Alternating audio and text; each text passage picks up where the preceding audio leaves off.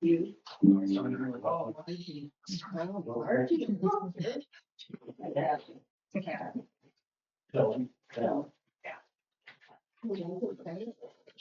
Yeah.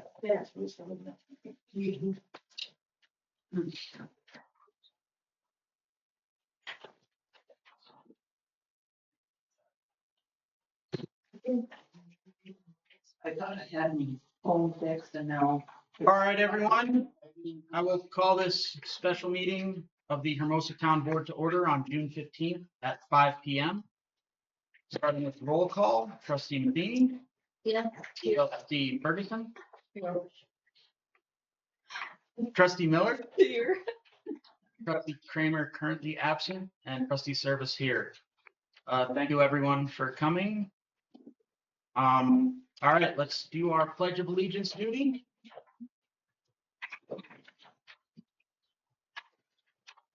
I pledge allegiance to the flag of the United States of America and to the republic for which it stands, one nation, under God, indivisible, with liberty and justice for all. Amen. Okay, so the first new sort of change to the meeting, comments from the public. If anybody hasn't gotten a chance to review, first 15 minutes set aside for public input, 90 seconds for input. I think that this is a good thing to add so that people have a chance to speak before we get into the agenda and finally, and also before we get into the agenda items. So one thing to note, a lot of this stuff is on the agenda tonight is very clerical, so public comment may not be overly endorsed, just so that we can keep this moving. It is a special meeting. The one big business item is old business C. So if anybody has anything they would like to say, 15 minutes set aside for public comment. Anything at all you want to talk about, Mr. Stiles? I'd just like to say thank you for the opportunity. I have nothing specific at this time, but thank you for the opportunity to be able to do that. Very good. Anyone else? You want the door closed or open? You hot in here? Yeah, either way. Slow day. Happens. Everybody, I just want you to know I was in a great picture and I just noticed that. Hope they're going to say your mom and rescue. My daughter's mama. Hi. Hello, everyone. All right. Trustee Kramer joined the meeting, 5:02. Welcome. All right, so there's no more public comments. Moving on to call for changes, review of the current agenda items.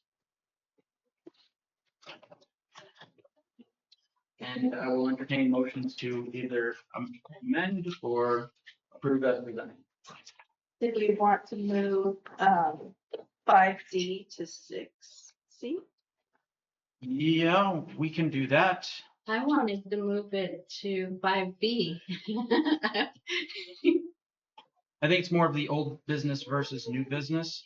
That is definitely a new business item. The response to WWTP state inspection. I guess we can leave the other two as old business. Okay, do we have a motion to support that sheet? Not on that comment, so go ahead on that motion. Okay. I want to make a motion to move motion for action in response to WWTP state electrical inspections to new business C, 6C. Motion made. Do I have a second? A second. We have a motion and a second. Any further discussion? All those in favor? Aye. Aye. Oh, see. All right. It doesn't matter to me. So, Abstain? abstain, fine. Okay. 3 ayes and 2 abstentions. Motion passes. I just want to say if you had any legal topics you needed me to weigh in on, I'm going to be out the door at 6. So Okay. just to let you know that.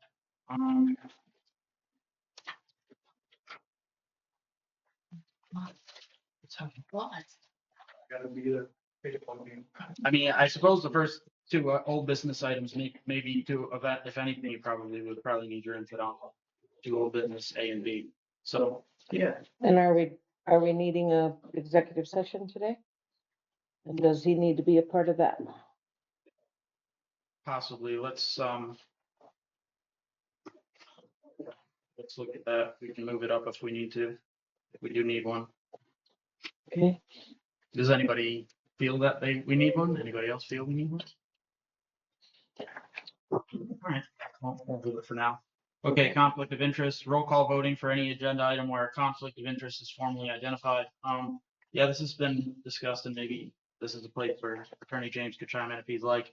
There's conflicts of interest, by my understanding, are to be declared by the person who has the conflict. The perceived conflict concept I've heard about doesn't really stick, by my understanding of that, unless James, you'd like to clarify anything there. No, obviously a board member can declare their own conflict and then recuse themselves. However, there is a process by which the rest of the board, if the rest of the board believe there was a conflict, they can vote on that. Okay, all vote, but that could come up at the time of the item as well. Correct, right. That's my understanding. All right, moving on, old business, motion to repeal or amend enumerated powers of the board president. And this is very much the discussion for the rest of the trustees. New board, new season. I would like to hear from anyone about, if any, powers, what individual trustees feel like the board president should be able to do that any other trustee can't also do, if anything. We've kind of ventured into this territory a little bit with the inviting or dismissing the attorney, which is actually minutes that we have to look at on this item. Where those go? We get, yeah. So the motion was actually never to invite or dismiss the attorney per se. It was specifically a named individual. And words matter to me. So I'm not even entirely certain if the way that motion was made really covers the habit over the past few months of inviting or dismissing the attorney. Yes.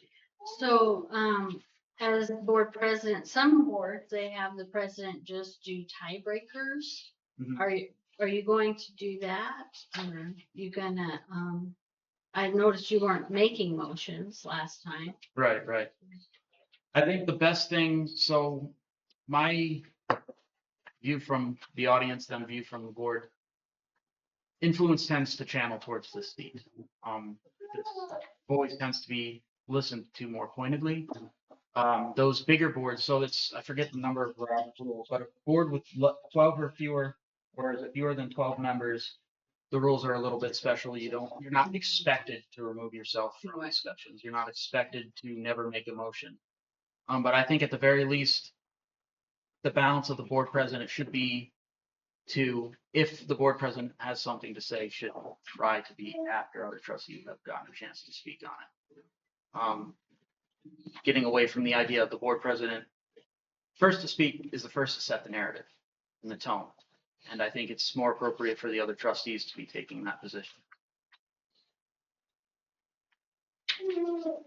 Trustee Crane? I just don't see that there's any difference myself. I think that we're 5 members. I mean, obviously you and the vice are in charge of, finance and signing checks and that kind of thing. But personally, I think in this small of a town and this small of a board and everything, I think it's in my own eyes, and that is my own eyes, but to me, the board president has never felt like their opinion was better or different or than my own or anybody else's. I just don't. I kind of think that, in my opinion, everybody's equal. It's just a stance on how each member feels, what they feel is right for the vote for whatever subject we're on.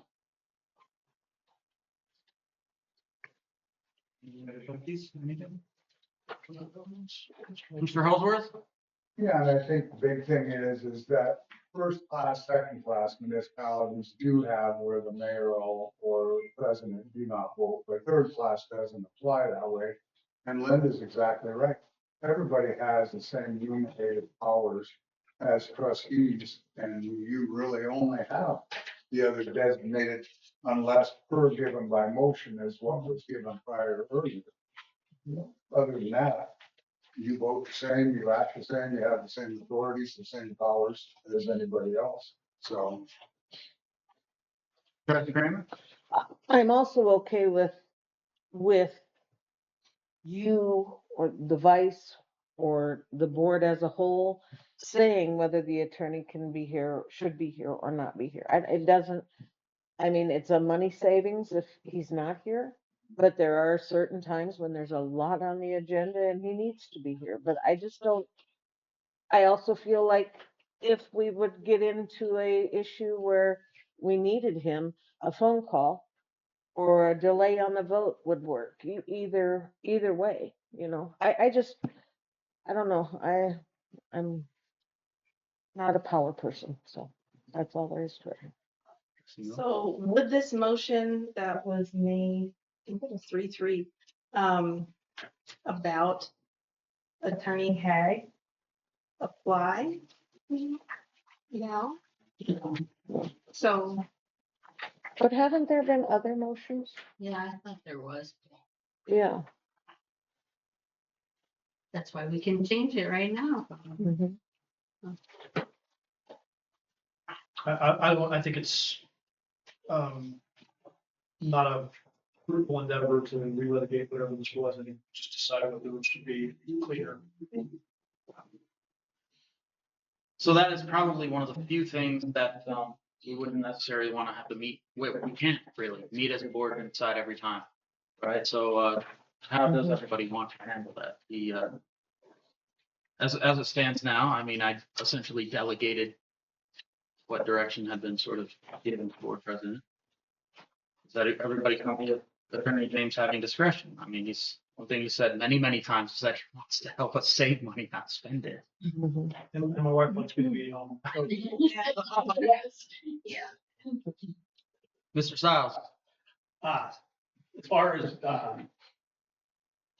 having the attorney here, I think that, he's very responsible. He looks at what the agenda is. I think he can, make that call, looking at the agenda. As to whether to be here or not here. Then at the same token, if there was something, uh, if there needed to be discussion, then then the board president, the way it was enumerated before, would discuss with him and make that final determination if there was something on it. But I think leaving it the way it was enumerated before, where the board president has authority to, I guess I would just say authority to communicate with him as to how he sees whether he's needed there or not. And you would be his point of contact. He could call you and just say, hey, I looked at agenda items, unless you see something that's I don't see, I'm not gonna be there. And that's, it's kind of a little different than what it was before. It just gives, the finals, as a discussion point between the board president. Board president's not saying you can't be here, or I don't want you here. It's just the attorney is, because what I don't want to have happen is what happened in the past, where I think he didn't want him here, so he didn't want him here. so And what's so I just look at it as that, like you did in the last meeting, and he has the authority, to determine and you would be his point of contact to bounce things off and just say, hey, I don't know if I'm really needed here. What do you think? And you would just say, I don't think so. I agree with you. Mhm. But there might have been something that came up over the weekend before, when you had the agenda that came up that you might know about that he doesn't know about. Sorry, sir. I'm No. Took my turn. So, I just said, before that rule was sort of implemented the last time, my approach to this was just that I sort of expected to be at every regular meeting and did not expect to go to special meetings unless I was asked to be there. And the fact that I didn't even know if I should come to this meeting, I didn't ask, but then Trina sent me a message like, should you be there? I said, well, I guess I'll go, because I sound like some trustees at least want me there, so I'll show up. But, so that would be my approach. And then again, with each regular meeting that I'm attending, I need to again, look at the agenda and see how far into the meeting I needed and, when I can kind of call it a day. So that's how I would approach it. And again, if there was some regular meeting where just, I'm not, just there's nothing on the agenda to look at, then I said, okay, what am I doing here? So Right. that'd be kind of my approach. So one thing that might, I'm sorry, one second. Go ahead. Before I lose the thought, one thing that may help is, and really it's another issue, but making sure that the agenda is prepared enough on Thursday so that we can do that review of, is this something that Mr. James is going to need to be here for, where if we have items drop too close to the meeting, then it adds stress to that. Trustee Kramer? Yeah, a couple of things. One is, if anything happens and let's just say I know something's going on and the attorney needs to be present, I can call you and you can call him, or I could text him or call him and say, there truly is reason you need to be there tonight, and can you? I don't see anything wrong with that. I also don't see that, if there is nothing else on the agenda, but one thing that he really needs to be there for, that we can't either ask him what time he'd like to be there and set that for, let's just say 7 o'clock, or have it be, put it up as far in the meeting as we can when we're approving the agenda. And that way he could go home and be with his family, or whatever. And I mean, I think those are all just, good strategies, good plans for the money for the town and for his life at home, Sounds good. Anyone else? Donna, anything on this? No, I think, yeah. It's up to you to decide whether or not, after reading it, I think that you should make a decision on whether or not you need. So we've kind of been floating on that old motion that's maybe not entirely clear. So, would anybody like to present a motion that they think would cover what seems to be the board's intentions with this and how we can set the standard? Make a motion that we, allow the attorney to make his own judgment as to when he should be here, try to coordinate around his schedule.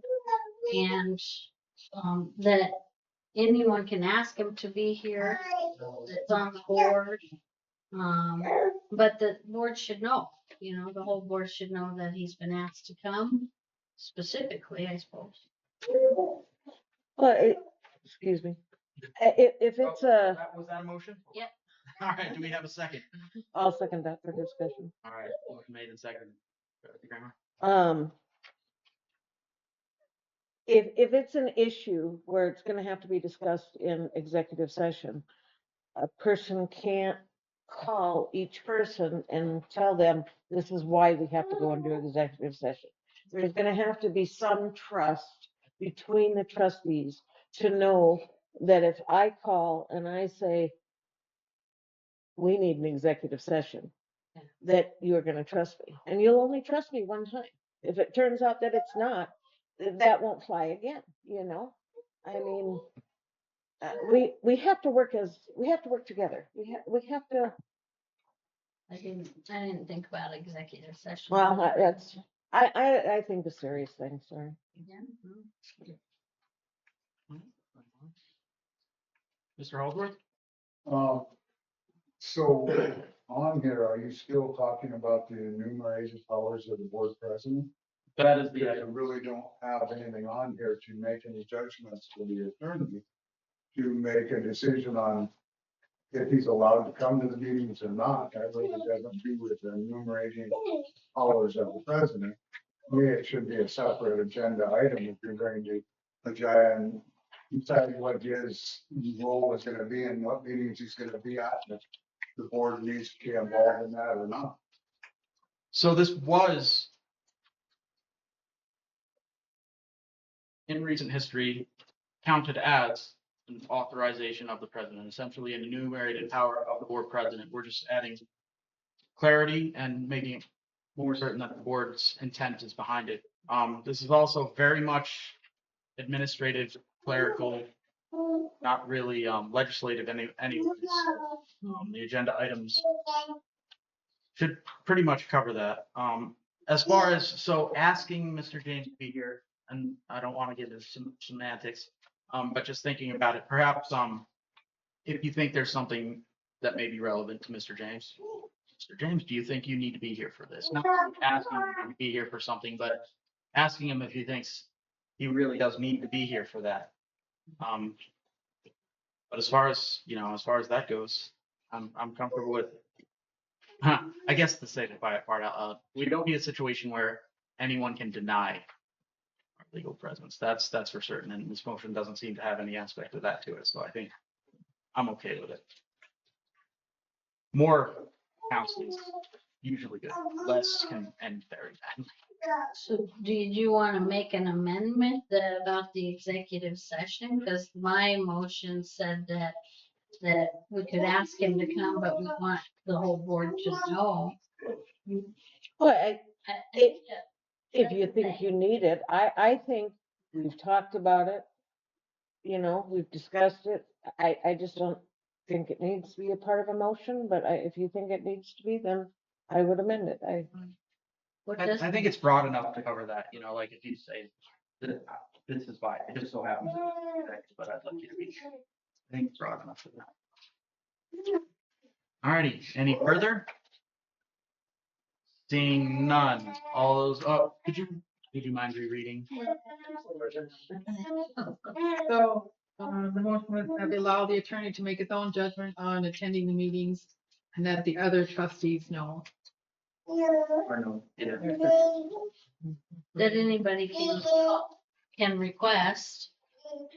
Yeah. That was part of the motion, I think, is any board member can request minutes. I think that's another one of those things that if somebody takes advantage of that, we'll change it. Yeah. I mean, It's a motion, not an ordinance. It's not that pertinent. exactly. Alrighty, any further discussion? All those in favor? Aye. Aye. Passed unanimous. Alrighty, very good.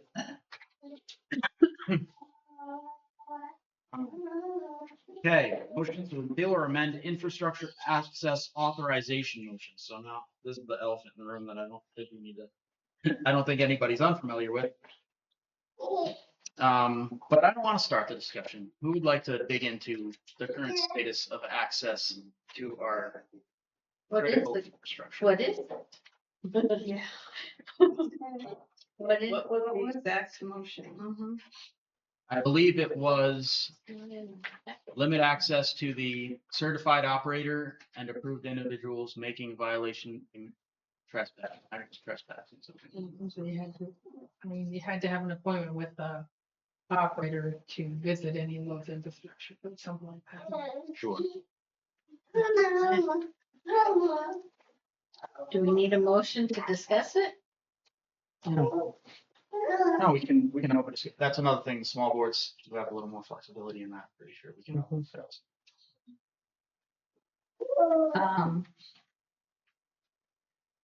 That doesn't sound so bad when Terry says it. I mean, it makes sense that if somebody needs access to the lagoon, that John would be present. That's his workspace.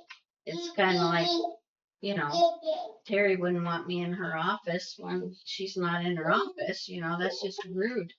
And if John wasn't a contractor, that's the other thing, they have contracts, so their liability insurance is covering that space. So if we do change that, we need to work with them to change the liability, and I don't know how that works as a contractor. But if we hire an employee that is working down there, we wouldn't go down there without their knowledge, letting them know that we need to be down there. They might say, well, wait for me, I'll be, half hour, I'll be down there with you. That's just common sense. Like I would call Terry and say, hey, I need something from your office, and I'll wait for you till you get here half hour. I wouldn't just go in and start rummaging around. So it just seems to me that what Terry just read is not what I'm remembering. It's just kind of common sense or common courtesy that we would want to have. But I mean, we are going to switch to having an employee down there at some point, hopefully.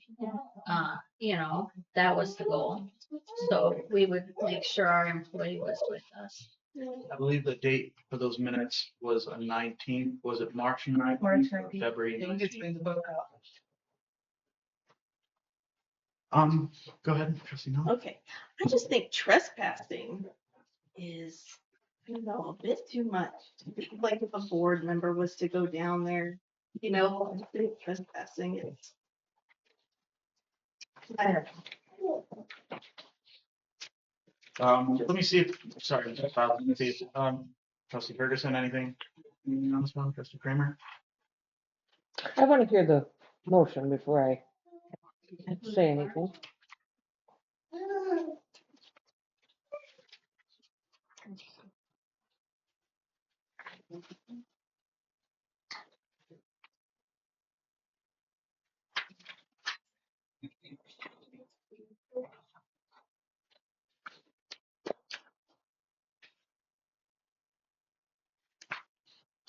Or was it the one? We had, It was a special meeting, it was a special meeting, was it? 28th of some month. Okay. April 28th? No, 19th was a regular meeting, 21st was, April 2nd. 421. Where's 421?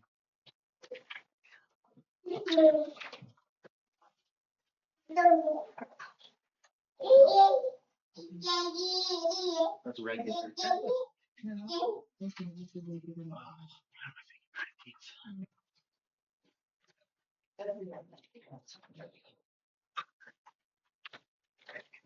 Oh, yeah, no, it was February, right?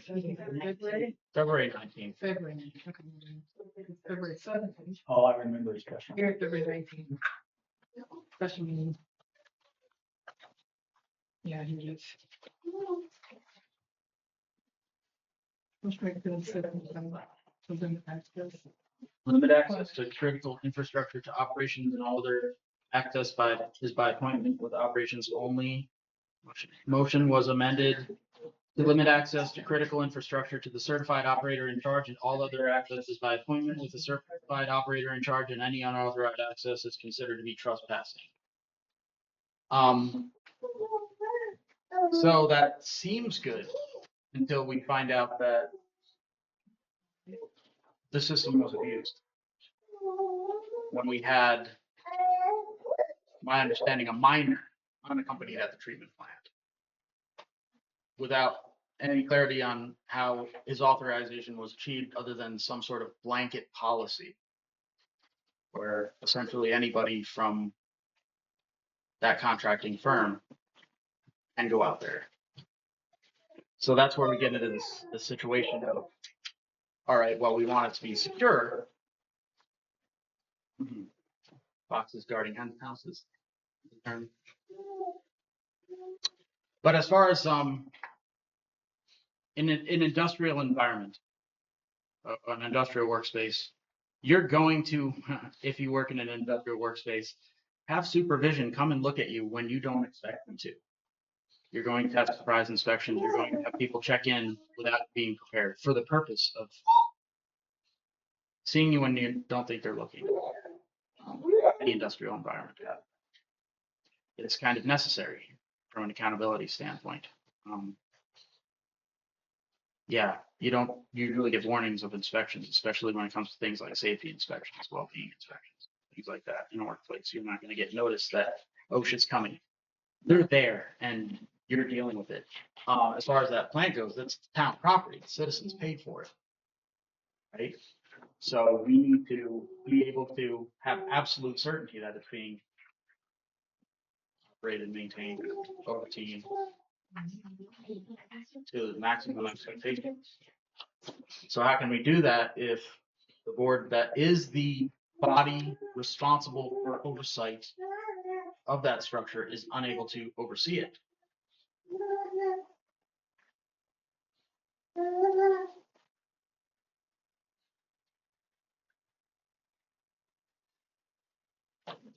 You ready?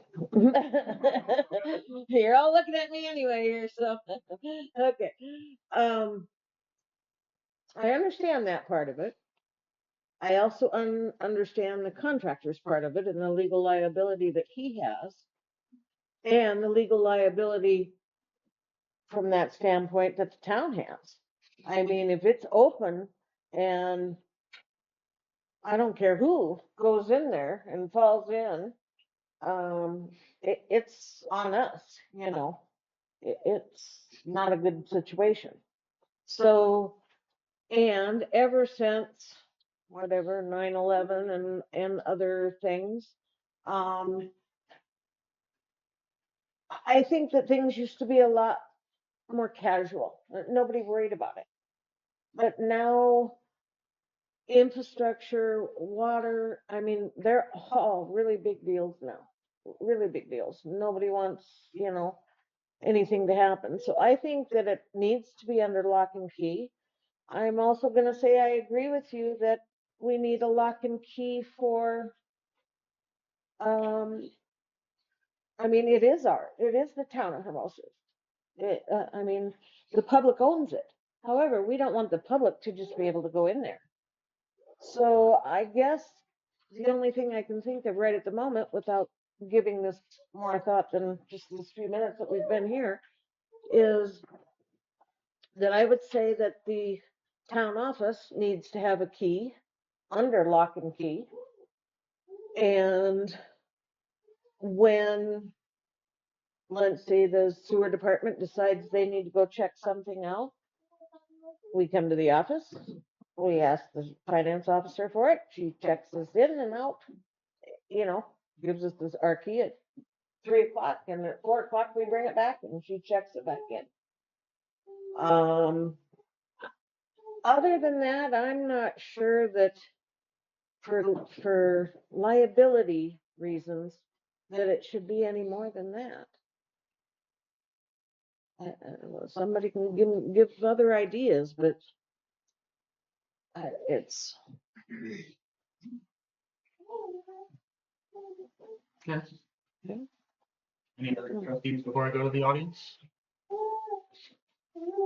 Mr. Einerwald. The way it's written, it says critical infrastructure. All critical. What's that? It's all critical. Well, see, that's the problem, the way it's written. In South Dakota, ever since, I mean, roads are critical, bridges are critical infrastructure, fire hydrants could be critical infrastructure.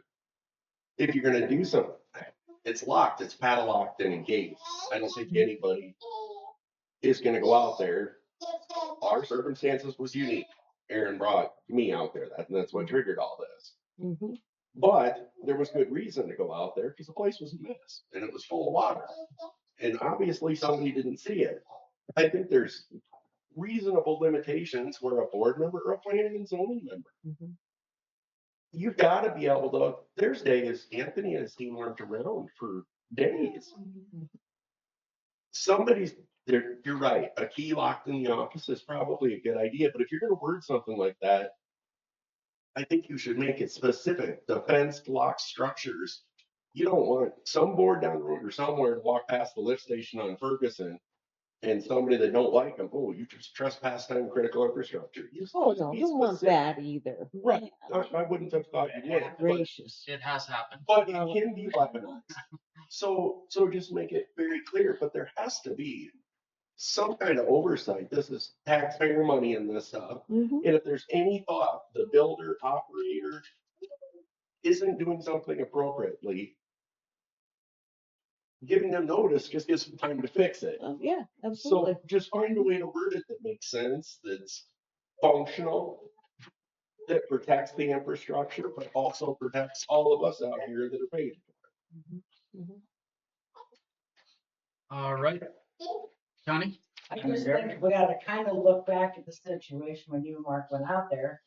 You both did call Trina. She was aware that you guys were going out there, so for you two, After the fact. after the fact. Surprise inspection is a surprise for everyone. Well, it is. And I guess my second part is, has all of the keys to our so-called critical infrastructure been returned?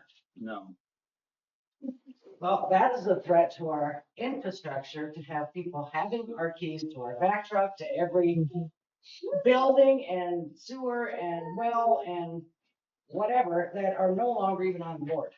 To me, that is criminal. And I do believe maybe the sheriff needs to be called, because those need to be returned. ASAP. Did ask in that last meeting for the factors. I think I said 48 hours. Did I say 48 hours? Did any, No sign of them. Still no sign of the keys for our 30. did the staff contact somebody? John was here, Oh, and that's, you know, he's the only person. We're going back to certain. That truck is critical infrastructure. It may have wheels, but it's critical infrastructure. If our operator was given parts and keys and now doesn't not know where those parts and keys are, we're in a weird place. First off, John was here for part of the meeting. Was that a part of the discussion when he was here? That's when he told us that it got taken up to Apple Springs. Oh, okay, yep, I remember that now. Okay, so, but has anybody else been called? Anybody else that we believe has keys, have you called them to ask them to return their keys? Was I called to do that? No, probably not. So I guess I would ask you now. Well, so when Chuck resigned, Mhm. there was an envelope with keys, and I believe Cal took that night, and I haven't seen that. And I mean, I had to ask him to give me his resignation, so I put that in personal file. Okay, well, would you call him and ask him, one of the office staff, call him and ask him for the return of the keys, please?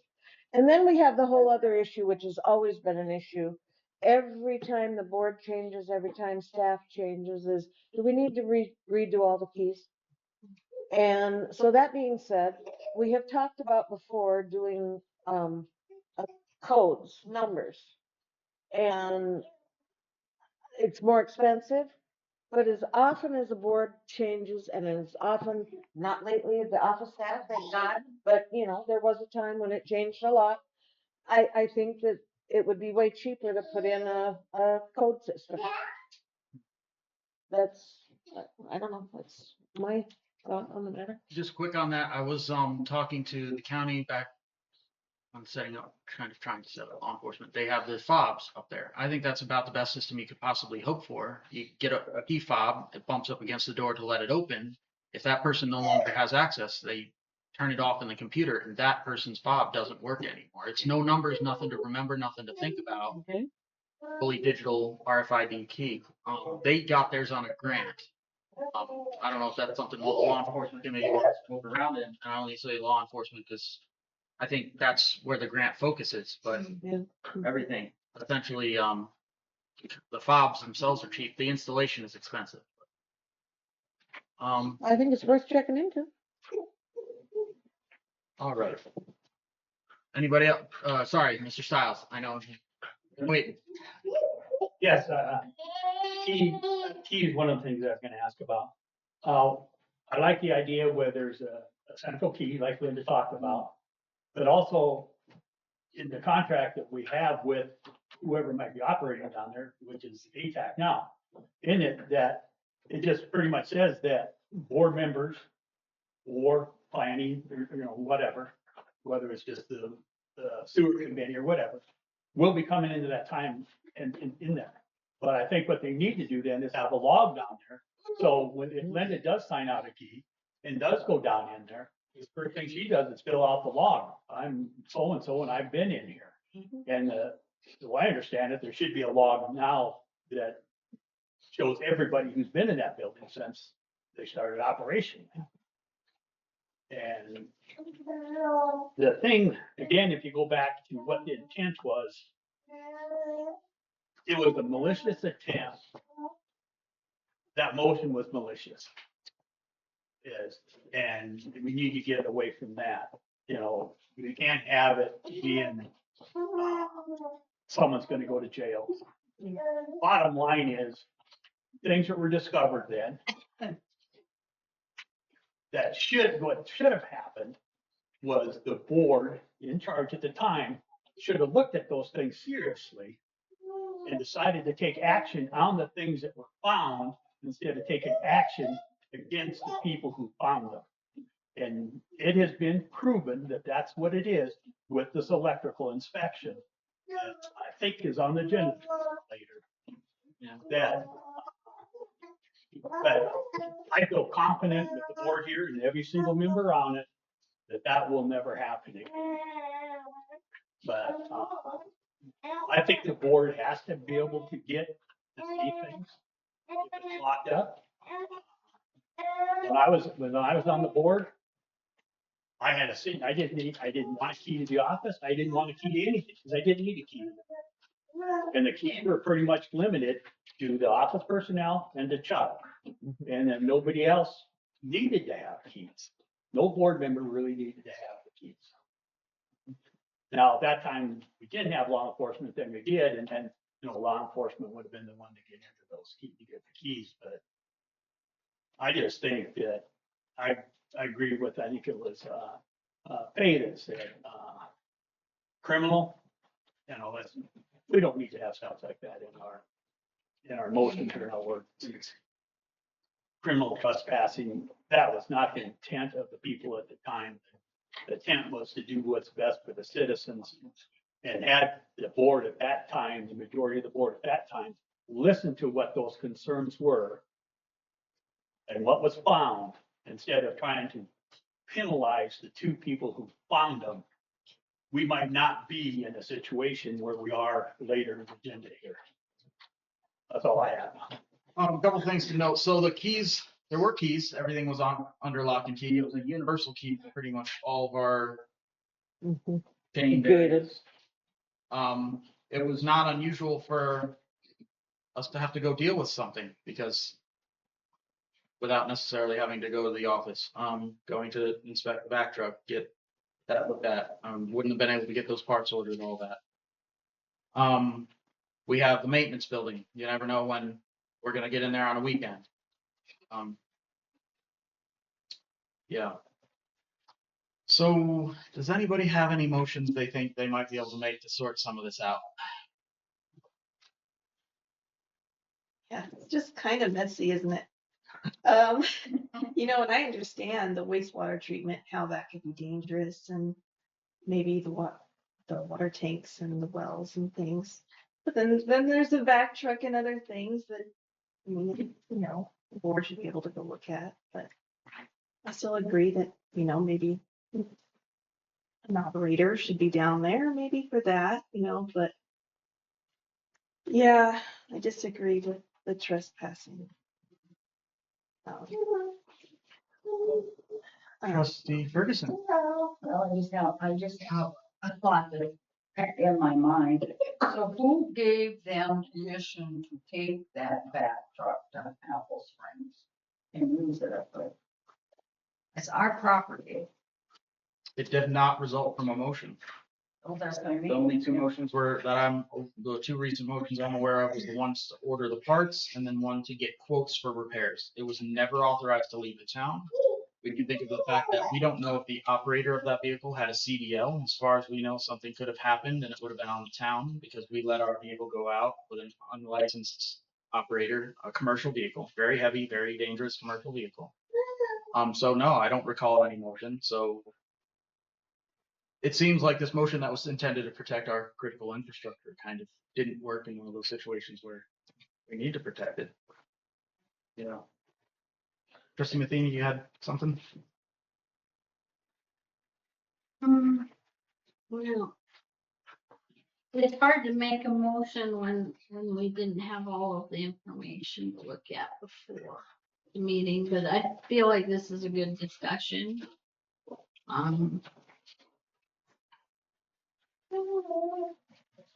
I mean, we wanted to say you're trespassing if you're, out there on your own. We need the trespassing signs out there for sure, because we don't want just a citizen to go up to that gate, right? Yeah, let So me that's clarify. different. Registered right. Board member. Yeah, but I think it's just respectful. My example with Terry, I think is accurate because at some point we're gonna have an employee in that position and we don't want to be disrespectful to the employees or the contractors. So I think, and we can have surprise inspections with having them there, say, hey, we're having a surprise inspection. You come down here now and in 30 minutes. They are required to come down. They are required. And I remember the last time this was discussed months ago that that there was no problem with surprise inspections. So I think that we could make a motion to just remove that last line, that it would be trespassing, or we adjust that last line, would not be trespassing for board and staff members, board members and staff employees. So I guess that would be my motion, is to keep it the way it is now and just add the line that says not trespassing for board members, staff, or Hermosa, city of Hermosa employees. That would, Is that a motion? that's my motion, to add that line. We have a motion. Do we have a second? I'll second that. Discussion? Yeah. I still don't think that the board should have access always. And I say that, and I can only go back, my past. When it was open all the time, I drove down there a lot and drove around all the ponds and looked at them all and seen, where the levels were, all that. That was, of course, before the plant down there. But I mean, I considered that part of my job as a trustee, to keep an eye on things. Drive up to the tower, look at things. Drive down to the pump house and just drive around and look at things, However, like I said, things have changed. We have to be more careful with our infrastructure. And so I just don't think that the access should be at any time by any board member. I just don't think that. I think that it needs to be, I think that 2 people should be there all the time. So if you and Trina want to go in, or you guys want to go in, or we want to go in, or whatever, I think it needs to be 2 people. And I still believe that we need to do the, Terry has the key, the office has the key. And as far as your inspections, absolutely, you can't give notice. I've said that about many different federal rules, and that's, it has nothing to do with this, nothing. But I think a phone call that says, I'm at the gate right now. I need to do an inspection. Come open up. Or if you come get the key from here, just open the gate, drive up and say it's inspection time. And they don't have the warning then, they don't have the time to clean up.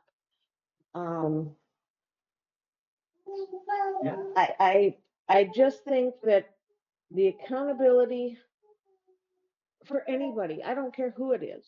I don't care if it's you or you or you or you, any of you. I don't care. It doesn't matter. There should be two people together. Wingman concept. Okay, whatever. Yeah. I just think that would be correct action. Scott, do you have any concerns about the fact that it's a contractor that's running it and they have liability insurance? No, well, if you're talking about the board members themselves, as an oversight, then no, because the city's own policy would cover the board members' actions. It wouldn't be their policy, but it'd be our policy would cover those actions.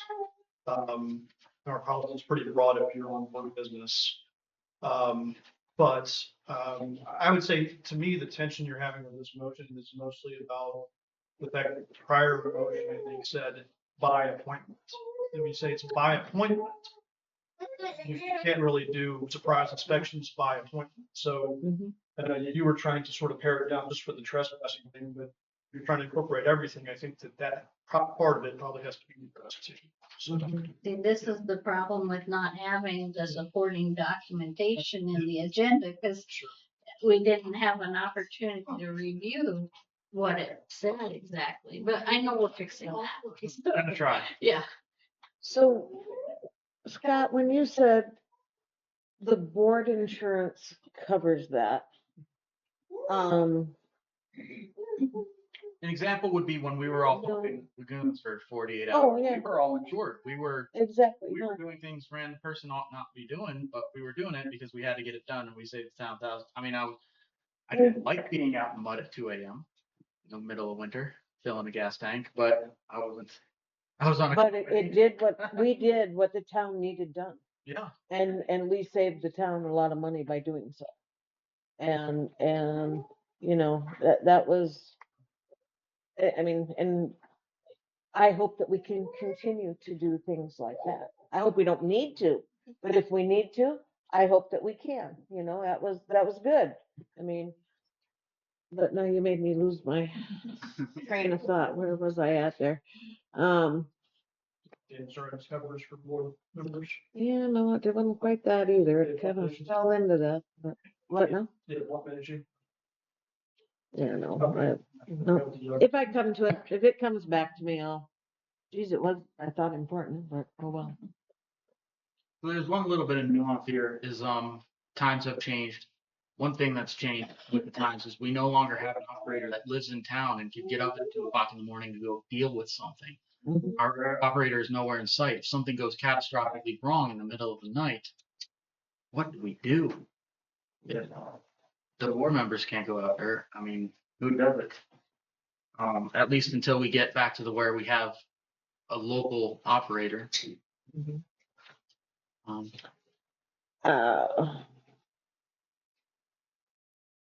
Well, that is the one instance where Terry holding the key doesn't work. And because she may not be here or be available to be here. And so I guess we have to think about something different for that. But it has to be, again, I don't know how to put a lockbox with a key in it.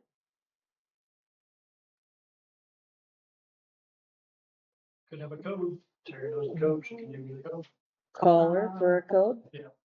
She would be the only one that knows the code. Yeah. Okay, that kind of works.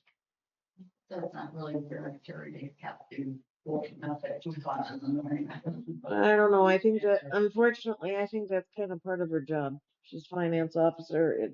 It's everything that is critical is hers in a third class municipality. If it was a second class or a first class municipality, then right, in my opinion, her job would be paperwork and money in the office, But in the third class municipality, I believe that the finance officer has a little more responsibility than just those things. How often would codes change then? I mean, you memorize them, use them over again. I mean, how often would they change after? Each employee or well, in that case, it would have to be every time. If somebody used it, if somebody calls Aaron and shit's happening in the middle of the night and he needs to go look at it, he calls Terry, Terry gives him the code. When she comes in the next day, the code changes. It's done. It's different. Yeah. I mean, that's the only responsible way I can see it anyway. I think we're kind of getting, Mr. Stiles and Connie both have something quick to say. I kind of like Trina's motion, but then add on what, the attorney mentioned about the appointment part of it. And then to keep things moving forward, I like your comment about key fobs, because one thing, when you use your key fob somewhere, it automatically records in the computer that that person was in there. Yes. So I think our ultimate goal is, satisfy all the stuff you guys talking about, is that we need to have for each board member, each town employee, and then if it's contracted or town employee, have that key fob. It's gonna cost a little bit to get them on, you have to put it on, some of the gates and stuff and into some of the buildings. But then that answers it right there. So I think I like just amend the motion for now and then put it into a working group or assign someone to look into the cost of the key fobs, because then it records exactly who was there, what was there. And then you can even go back and check and see if people even filled out the log because you knew they were there. Connie? I guess my thing is that everybody having a fob, why don't you have a fob for the vice on the sewer committee? Or for the chair on the sewer committee and chair on the water committee has fob. Oh, they're super cheap and so every person has a list of doors their fob can access. So it would be it's anybody who needs one, yeah. So maybe some people just the maintenance building, probably a few people just the maintenance building. Then obviously carry this door, but the downstairs door, the conference room, the library, they would get a fob. That's basically, these are the doors that fob can open. And you just cross back from the system. Everybody's coded. Every time they check into it. Every time it gets electronic. The Custer County Courthouse can tell you everybody that's been in that building for 5 years, when they came and when they left. And that's Excellent. yeah. Motion is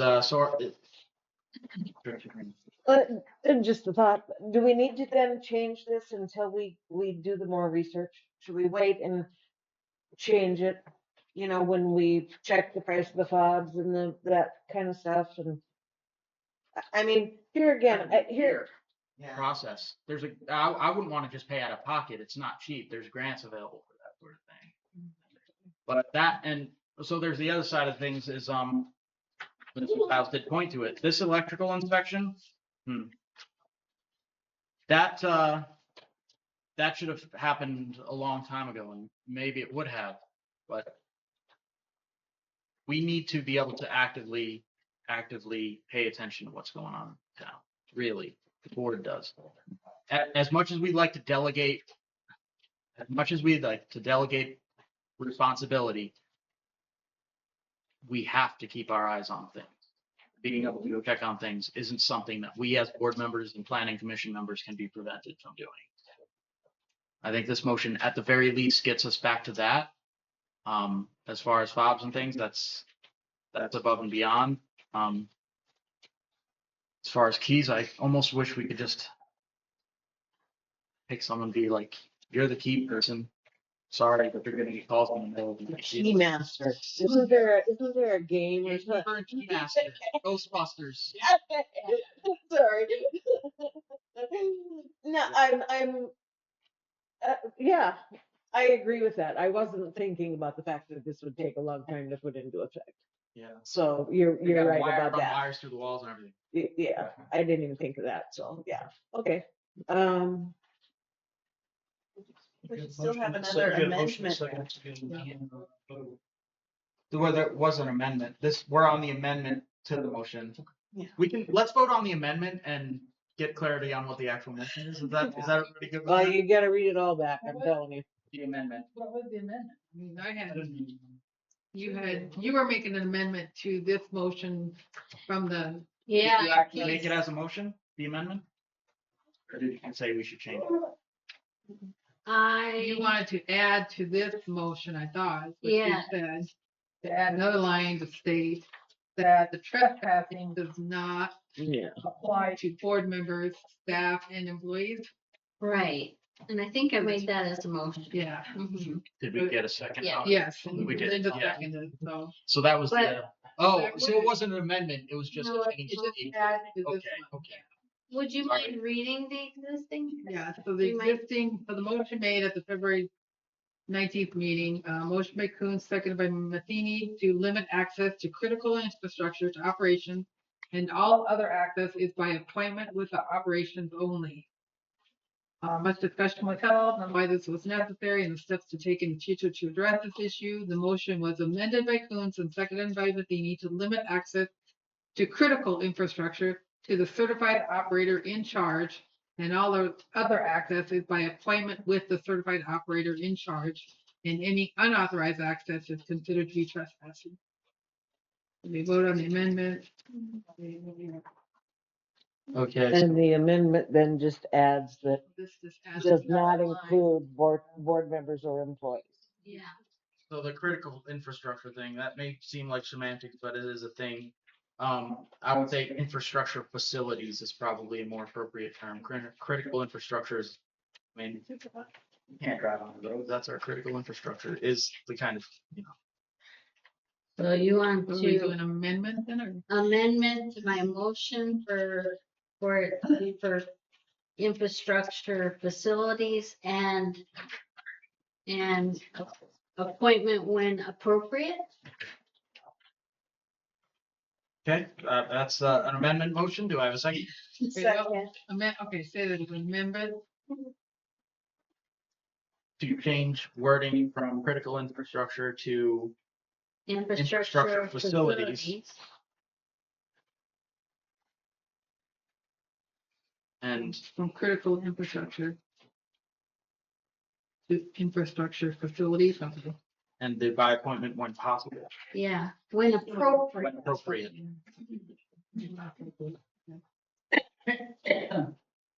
Okay. Motion and a second. Kind of beat this one a little bit, but if anybody got anything And you else to say. seconded? Yes. Or did you second? Okay. Further discussion? Laura? I just have a question. So it seems like, I guess a comment as well, but it seems like there are kind of two main issues with the whole access to infrastructure. Like one is the fact that you have board members being excluded from something that you're technically in charge of. But then which is, was presented by the operators as a safety issue. Only the people in charge should be able to access it. But then on the other hand, you have an accountability issue. So like you have the desire to be able to access it for safety issues for the town, but you also have the accountability side. It might be that you can't do it all in one motion. I mean, maybe you need to address how the board even accesses it, but then also address the accountability issue. Because having a separate, kind of like we had Chuck, who was very closely involved in the board. He was easy to get a hold of. He lived in town. So having a different company that is overseeing all the infrastructure seems to be where some of the hang up is, especially since they're also by extension providing security, and you don't have access to the security footage. So like they're covered as far as they can see what's happening. They can see who goes down there. They can see, but I mean, what would change for the board if you had security? Like, what if you put security cameras down on the places that you felt you needed to keep an eye on, Mhm. that you could see here. Yeah. I mean, is that Well, would that would take care of some of the accountability issue, at least as far as feeling like you were not being completely shut out of what's happening in those facilities. Yeah, no, that's definitely so. We are paying for the internet. We approved it on the last date of claim that supports these cameras. We did pay for the cameras, and the quiet part out loud is that at least one of the cameras isn't really at all related to security. It's pointed at a gauge so that the system can be operated remotely. So there's some aspect to this that really wasn't at all related to security. I don't see why we don't have access to those cameras now. We're paying for the internet. We bought the cameras. We own this treatment plant. If anybody can access and view those cameras, it could be us. It's all our money, being spent. That doesn't mean the operator shouldn't also be able to access it. But at the very least, if we are paying for it and we can't come in here and say, hey, we'd like to look at the past 24 hours of footage at the lagoon, and we can't, even though we are paying for it. That is ludicrous. So here again, has anybody asked for access? I'm pretty sure I said it somewhere around the time when we were passing this. I was like, yeah, no, we're gonna approve this, so obviously we're gonna have access to the office, right? And there's no response. Anthony specifically said that it would have to be voided. Sorry? He mentioned the security footage, and I don't know if he was talking specifically about Thank you, his Scott. access to it, or if he was talking, about other municipalities. They have security cameras on Mhm. the infrastructure, but he mentioned that it would have to be FOIA. Like, there would be a process to go through To have get the access. information from him? To get the information at all. I don't wanna speak out of turn, but like, I know that did get brought up as far as it would not be a simple process necessarily to have access to that. Mm.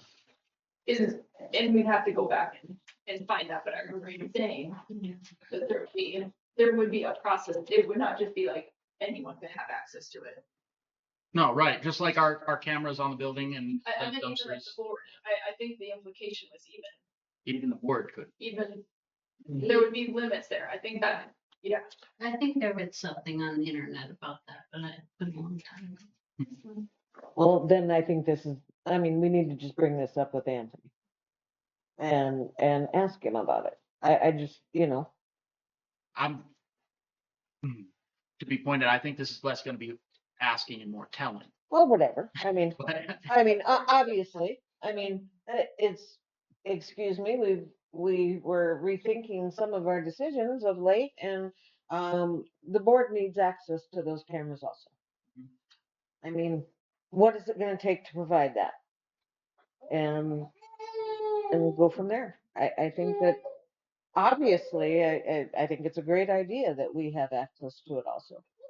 I personally don't have a problem with them having access to look to see how it's running when they're not here. I think that's a good thing. We cannot afford to have 24-hour pay, 24-hour employment to do that. So for them to have that access where they can see it and they know wherever it's at, that, oh crap, we got to do something here, that's a good thing, I think, but we need access to it too. Yes.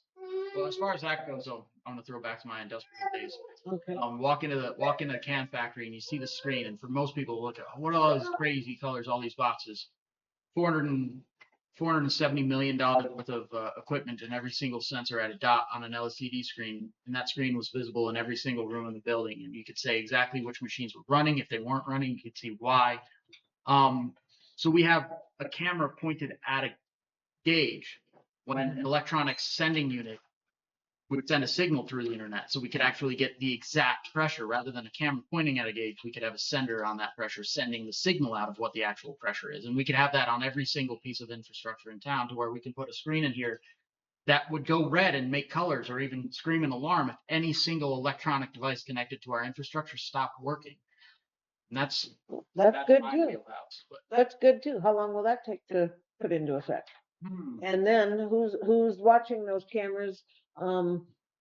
during the nights and Saturdays and Sundays. Well, that's the fun part. You could set it up to where pressure drops a certain amount. It sends an email out to everybody important. Okay, It's 2026. It's easy. It's everywhere. well, Not that expensive anymore, really. But yeah, we're really in the woods. How are we doing here? We've been on this a long time. Is everybody ready to? We're on the amendment, right? Okay. Do you mind reading the amendment?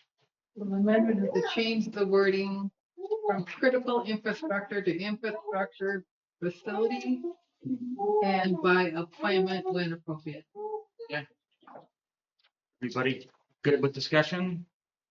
All those in favor? facilities, sorry, facilities, Facilities. Structure facilities. buildings. Buildings. So that's not gonna include the back truck No. or the roads. Okay, Right. I'm just Yeah. stating that, okay?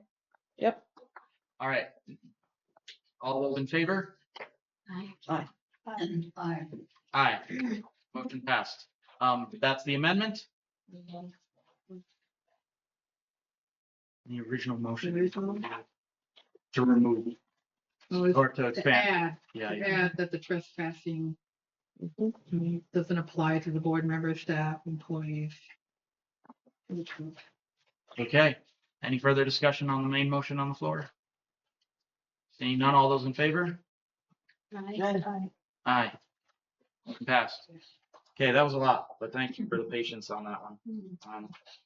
Before I move on from it though, we have a lot going on with water. We're gonna have to go out and think about things and look about things and talk about things, even if we do it all as a group. I mean, I don't know how many of us have actually gone up to the North Well and taken a look at it. We should all see. When people are talking about it, we should know what they're talking about. We should all have an idea of what's going on. The North Well, the South Well, we should know what people are talking about when we're talking about our critical infrastructure. Yeah, so maybe we can put together a tour one of these days and the whole board can just go make sure we all have an idea of what's doing what, why, how. Do you want the water committee to get a tour? That'd Get be it cool. set up. Yeah. I want to know this booster that's sitting up. I've been asking for plans for that thing for months because I know it can be brought back into service if done correctly. There's that tank underground. Oh, that's another thing we're gonna have to deal with. That bulk water at the fairgrounds. That's gotta stop. They're really not happy. It's gotta stop. But I don't think we need a meter or anything, so we can just. Anyway, sorry.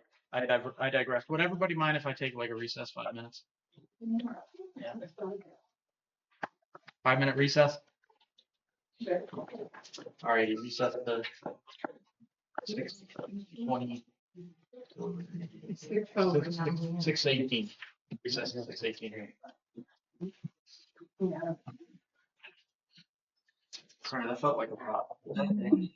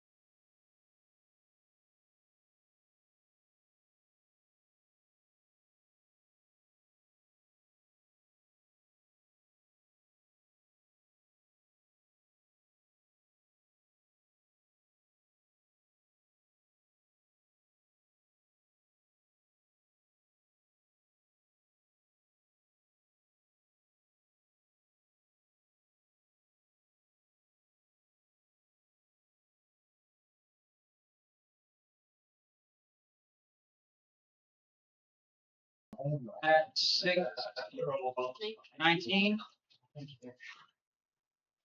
Sorry, Terry. All right.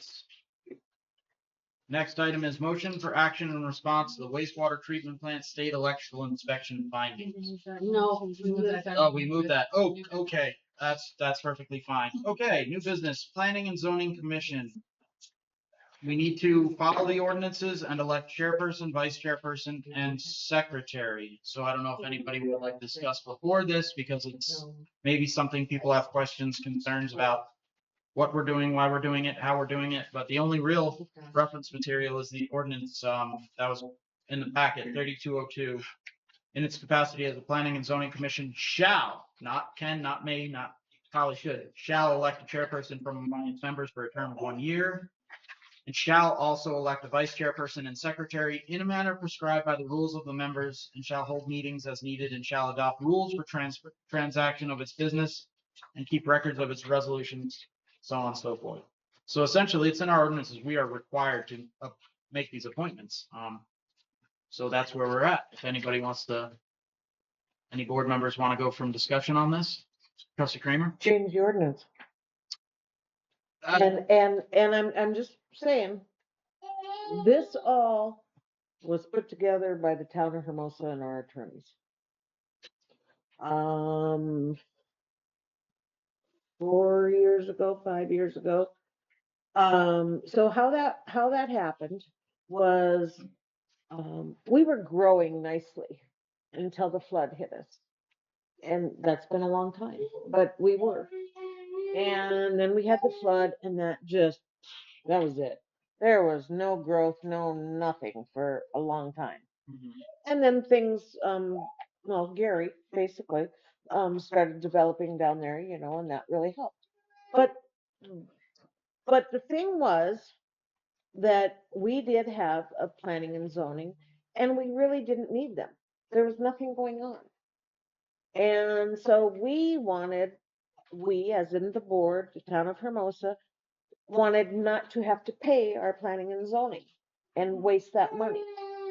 So we directed our attorney at the time to write up a new law, because it was state law that you had to have one. So come to find out, almost every small town in the state of South Dakota was being illegal because they did not have one. And they were doing it without. And so this got brought to the state of South Dakota, to the legislature, to municipal league, and everybody decided, yeah, what does a third-class municipality, why are they forced to have planning and zoning? They shouldn't be. Some of those little towns, they're not growing at all. They're dying. They're not growing. So why should they pay a planning and zoning? So that law got passed through state legislature, that third class, and I believe second class, which I'm not totally sure I agree with, but doesn't matter. Neither have to have a planning and zoning. Well, about that time, we were starting to grow a little bit. And so we were having quite a few building permits on the agendas. And the attorney was actually a little pissed. He's like, we're the ones that developed this law. Now you're not going to put it into effect? Well, now we don't need it, but anyway, since then things died out. We took away planning and zoning, and we haven't had it other than the couple of times where we have needed it for other situations. And God help me, I can't remember what they are. Does anybody remember what that last one was? We had to have a TIF. Yes. Okay. Very good. Anyway, so I guess you are just trying to clean up some paperwork. Is that the issue here? Or are you trying to put in a planning and zoning? What are you doing here? I need to know. Following ordinances. Okay, so you're wanting to change or comply, either change or comply with ordinances. Well, we're not going to change the ordinance tonight. All we're going to do is what we're required to, which is comply. Gotta comply until you change. Right. We can't just say, well, we want to change that. That's something that we've actually got to crush is well, we don't like this ordinance. We're gonna have a short conversation about how we really want to change it, but never actually going to change it, and then just gonna keep biting us. We just need to start following them. If they turn out that we don't like them, yeah, we can change them. If we really don't like this one, we are required to act in our capacity as the planning commission, and this ordinance really just structures it. So, yeah, we have to. Okay, so what do we have to do? We have to, from our members, appoint a chairperson, vice chairperson, and secretary. Now, I believe maybe if we had special rules that we had adopted, maybe the vice chairperson and secretary, depending how you interpret it, this might be non-board members, but I personally would never want anybody overseeing planning commission involved in planning. Again, it's not a trustee. I think it's important that it still is the board. But yeah, no, we just have to do it. We have to do it. Okay, so how does that fit in? I mean, we do not have a secretary on our board. So, I mean, our secretaries are our office staff. So is that legal within the ordinance? It says we have to appoint them. It doesn't say what they actually have to do. It does not say they have to be a board member? We can appoint, It says they appoint from do its have to be. members for the chair and the vice chair and secretary in a manner prescribed by the rules of the members. That may open up wiggle room, but we don't have those rules, so we have to assume by default that it's members of the board. Unless there were some special rules that we had come up with that said otherwise. Okay. Yeah. So we can't just get rid of this? I mean, can we just dismiss it or, I mean, or do we really actually have to do it? So we have to do it now and then we're possibly gonna dismiss it 4 months from now anyway? Maybe. Okay, all right. Well, it doesn't matter to me. I don't want to be secretary. I refuse. Let me rephrase that. I refuse to be secretary. Well, there's some other side of this is for the better part of a year, we've been leaning on town planner essentially for all of our, what would otherwise be planning and zoning. But when I start to find out that we have things like, we have locates called in and months go by and those locates don't happen. We have building permits that have been sitting in limbo for a long time. That sounds like more of the stuff that people were frustrated with before. If we can formalize this, you can almost think of it maybe in a weird way as like the building permit committee, to structure it a bit so we don't have the office staff who aren't really responsible for making sure all this is getting done. Oh, they should be. They should be.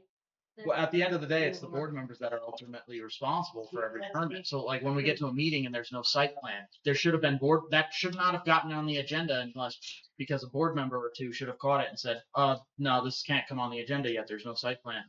That was the planning commission, right? They don't say, oh, your building permit is approved, go build. They say, we recommend that this is ready to go. I guess I'm gonna disagree with that totally. And I guess I'm gonna go to some other small towns and see what their finance officers do. In my knowledge, and always, the finance officers do all the paperwork inside the office. They're the ones that know. They're the ones that are here 40 hours a week. We are not. This is a paperwork issue if you're talking about planning and zoning and the paperwork getting filled out properly and getting to the board. I mean, that everything, I mean, I guess maybe we need to review and change our job descriptions of what they need to do if that's not in them. Because there is no way that any one of us should be a planning and zoning coordinator and be at this office all the time or accept all those phone calls. That's what they get paid to do. Sorry, It's more of the filter, right? We need a filter. We need to make sure that the things are caught. So we get staff reports. And too many times I'm looking at these staff reports and then looking at the ordinances and being like, why does this say recommend when our ordinances are screaming no? What's a staff report? staff reports we get from from the Oh, planner, Neil. from the planner, Yeah. ATAC, yeah. We used to always get planning or staff reports from the engineers, from the floodplain administrators, whatever Just haven't seen. building official. Well, it kind of,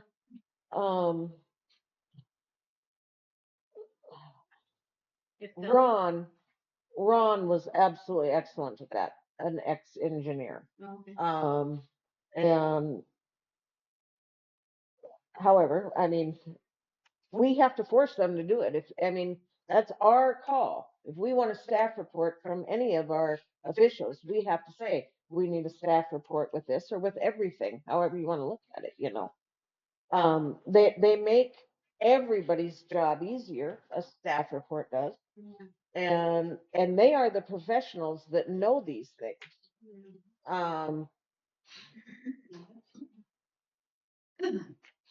Joan did it for years, and most of the time was good, but by golly, she missed a few too. She's not 100% perfect either. None of us are, but that's why we have professionals. Yeah.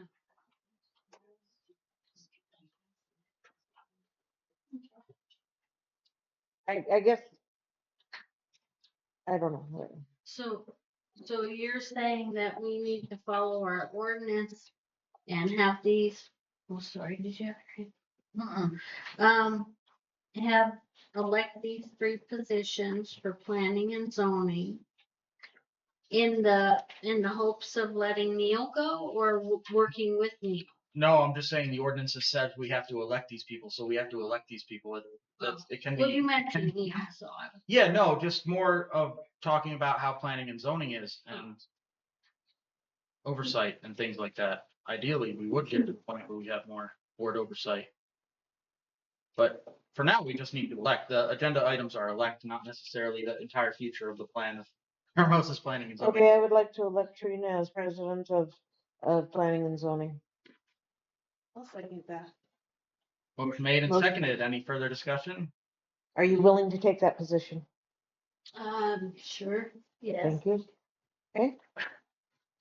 Any further discussion? All right, all those in favor? Aye. Aye. You vote for? Oh, I sure. Mandate ripped off. We have one. One done, 2 to go. All right. Next, elect vice chairperson of the planning commission. We have a motion. I elect Faye. Because I would like to work with Faye. Okay, we have. I'll second that motion. Motion and a second. Oh, now wait a minute. Who's going to be secretary? But I not me. Dawn, I knew Donna wouldn't want to, and I know I don't want to. So. Fine. Yeah. Okay. The ordinance doesn't say we actually have to do anything. This is true. All right. Motion for Faye. Did we vote on Faye? No. All right. No further discussion? All those in favor? Aye. Aye. Motion passed. Good. Trustee Miller is vice chair of the planning commission. And I guess I will take no motion to nominate the secretary of the planning commission. I'll make that motion. Let Aaron be the secretary. I second that. Motion made and seconded. Good job, Donna. Any further discussion? You girls. Seeing none, all those in favor? Aye. Clerical work, done. We're Thank- ordinance compliant, folks. Okay. You had a hand up in the audience. Yeah, think- Mr. Hallworth? Several times, but Oh, I in didn't know any this. event, in the circumstances, that's why the state law was brought forward and changed, because many times you couldn't get enough units. Oh, yeah. And the towns were out of compliance. So for our ordinances not to be followed is a null and void new point because of the state law that overrides it. So you could repeal that or not, because every community in South Dakota was against their ordinances because they were not using a P and Z board, and they had the same ordinances we had all the way through that whole position. So with that being stated, there was no reason to have a P and Z board, whether use their engineers or planners or anybody else to do the circumstances, because everybody was in non-compliance. So everybody was gonna be in trouble. So that's what the circumstance was. But you'll read it the way you want to read it, and you'll adjust it and move forward. That'll be the better, and that'll be a great experience to see how it operates. All right, so we have our appointments for the planning commission. That's painless. We did it. I don't know, it wasn't really painless, it took 20 minutes, 25 minutes or whatever. But anyway, All right. next. Next, approve agenda item submission of approval policy. I put it in, handed it out today. Yeah, probably haven't had too much time to read it, so I'll summarize. The idea of the board president. No, I'm not gonna open this discussion. Any board members would like to start I'll start. about what they think about how our agenda should be handled? Well, I can tell you what I think. I do not think it should be left only to the board president. I recall times on the board, with other board presidents when I tried to put things on the agenda and they were flatly refused by that board president. And that should not happen. That's actually suppression, I do believe. Well, whatever, it shouldn't happen. But that was a big deal for a little while, and it put Terry in the middle, as I recall. And that was the worst part of the whole situation right there at that particular time. So that shouldn't happen. Trustee McKean. I think you did a great job on this. I would just recommend that, I make the motion that we approve this, with a change that says, like on 5/1, no later than 5 PM on Thursday preceding the meeting. Well, it does say regular meeting top. Yeah, no, I make a motion that we approve this as it is. All right, motion's been made. Do I have a second? I haven't had time to really read it, so I no. I mean, and I just don't think that now's the time. I think that I should have a week or 2 days or whatever to read it, and so All right, motion failed for lack of a second. Well, anybody have any other motion? put it on the next agenda, please.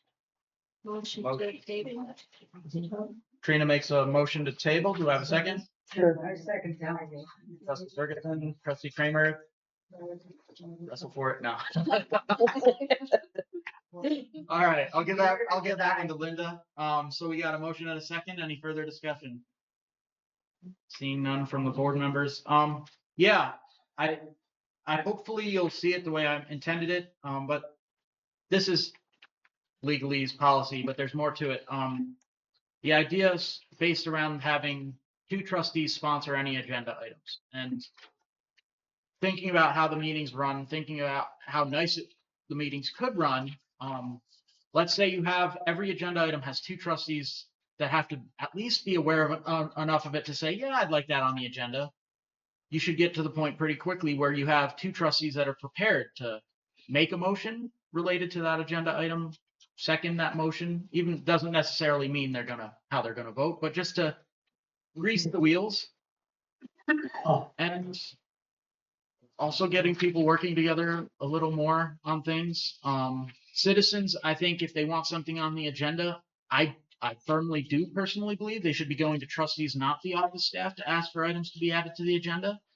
I think it'd be better for the citizens to come to us directly if they have something they want addressed. I think, throwing that on the, even if office work is their job, right, to run the office, we're the ones that are going to be making the decision. So I feel like if the citizens want something on the agenda, they should be going to the people who actually be involved in anyway, that was just spiel. So no further discussion. Find a sponsor. All those in favor? Aye. Aye. The vote was to table. I knew what it was. I was just being stubborn, damn it. Excuse my language. All right. Table till the next Tuesday? Tuesday the 23rd. Okay. Table. All right, now we're jumping to motion for action in response to WWTP state electrical inspection findings. Funny enough, is this is the one thing that I knew we had to have a special meeting for. We cannot let this drag on. I did print out the email. I met Brandon and John out at the treatment plant. When? That was last Tuesday before the regular meeting. The conversation was uncomfortable, to say the least. There have been no licensed electricians involved in installation of any of the systems at the treatment plant. That includes no less than 3 different voltages, 220, I think 360 and 480. Any one of those can kill someone easily. And there was no licensed electrician around for it. The inspection results essentially, while we were out there, he was talking about classifying it as an explosive location, which essentially means you can't have a single electrical panel in the building. You have to build a second structure and run all the wire. Thankfully, they dialed that down a little bit to a class 1 division 2, which means it has the potential to become an explosive environment because there may be gases built up, there may be chemicals that could cause an explosive environment. Having that adjusted means really a licensed professional engineer, says it right there, to classify it.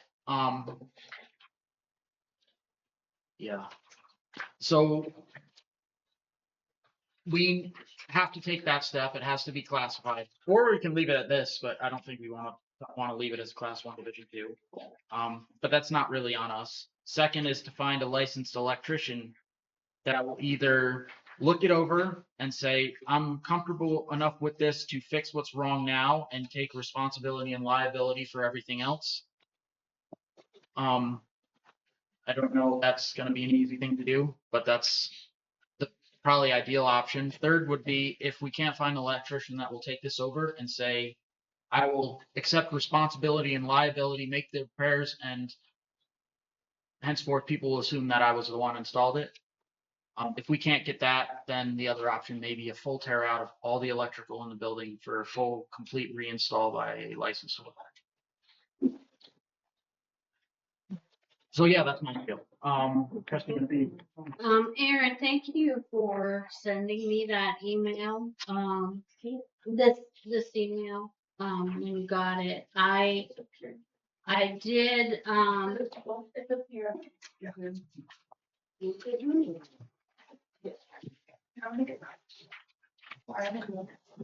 Didn't make enough? I read through it and I, talked to Brandon. And I did get a letter from ATAC stating that it is, why it's not a class 1 division 2. And I sent that to Brandon. He seemed to be happy with that email. I told him too that this is an email, so it's not his formal report. And I don't think the board should act on a formal report until we have a formal report. That said, as the chairman of the sewer committee, I did take this very seriously, and I talked to Brandon, I talked to ATAC, got the declassification of that class 1 division 2 taken care of too, in the fact that he has this email.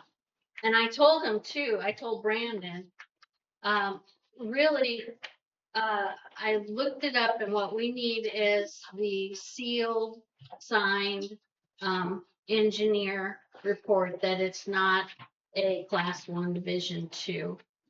He was happy with the email, but I told him I was getting the sealed report written up, and I would have that to him the beginning of July. So he was happy with that. Then he said, well, I still have the problem about the electrician. And I said, who was the electrician? And he said, Mike Schwarb. And I said, well, Mike Schwarb was not the electrician. We had that paperwork with Conifer that Heartland Electric was the electrician. So Brandon didn't have the right That's electrician. incorrect. That was the Yeah. The inspector. inspector. No, that's Yeah, the incorrect. Mike inspector. Shore filed a permit for this building Yeah. and then all the work was done by unlicensed contractors. No. That's the fact of what happened. Mike Schwarb ran the line to the building. So I told Brandon, he ran that line to the building. He did not do any of the work in the building, which is exactly what Brandon is saying. That's true. Who is responsible for that work is Heartland Electric, and I'm getting information from them now. I wanted to add stuff to You were the the one agenda. hired to do the inspection, electrical inspection, correct? I'm still in the middle of all of this, right? You're not- Right? you I'm didn't- still in the middle of all of this. So I'm trying to find out what Heartland Electric is responsible for. Nothing. Well, No, no. They were hired after the fact. okay, okay. I apologize to Heartland. Okay. So I'm still working on that piece of it, but I did take care of this class 1 division 2. I feel very good about that. I'll have that sealed report, sealed meaning signed, formal report. So I'm asking that the board, wait until we have a formal. And I asked Brandon too, I said, what is a formal report? When does that come out? And he said he didn't have that information when he'd have it yet. He said, what happens is after the formal report comes out, you have 30 days to respond or we shut the power off. And I said, well, you can't just shut the power off on a sewer lagoon. And he goes, oh, yes, that's right. In your case, we would contact you, see where you're at, and work with you to decommission it. So then I was like, oh. I was like, okay, what does it take to decommission a lagoon of our size? And I found that it's 3 to 6 months because of the chemicals and the processes in there that you have to do it step by step. So we could start that process, but I am asking as the chairman of the board, or chairman of that committee, I'm asking that we wait until the formal report comes out from the electrician instead of this email. Because already I've cleared up one of the issues, and I think the other issue as well. I know a lot of people got jumpy there, but but I'm working on that second issue there. So I feel good about that because I don't want us to incur that cost. We won't incur a single dollar from this. Well, We will never we won't incur a single dollar from this. We did not tell somebody without a license to go out there and do wiring. The town of Hermosa will not incur a single dollar of cost for this. I hope we're all in agreement on that. and I really don't want it to, well, anyway, so that's where I'm at as the chairman of the sewer. So I was thankful that you gave this to me because it gave me a chance. And I tried to put something on the agenda, but now that we're going to have a formal way of doing that, I'll be able to do that better next time. Okay. Yeah, so that's good news, partly good news.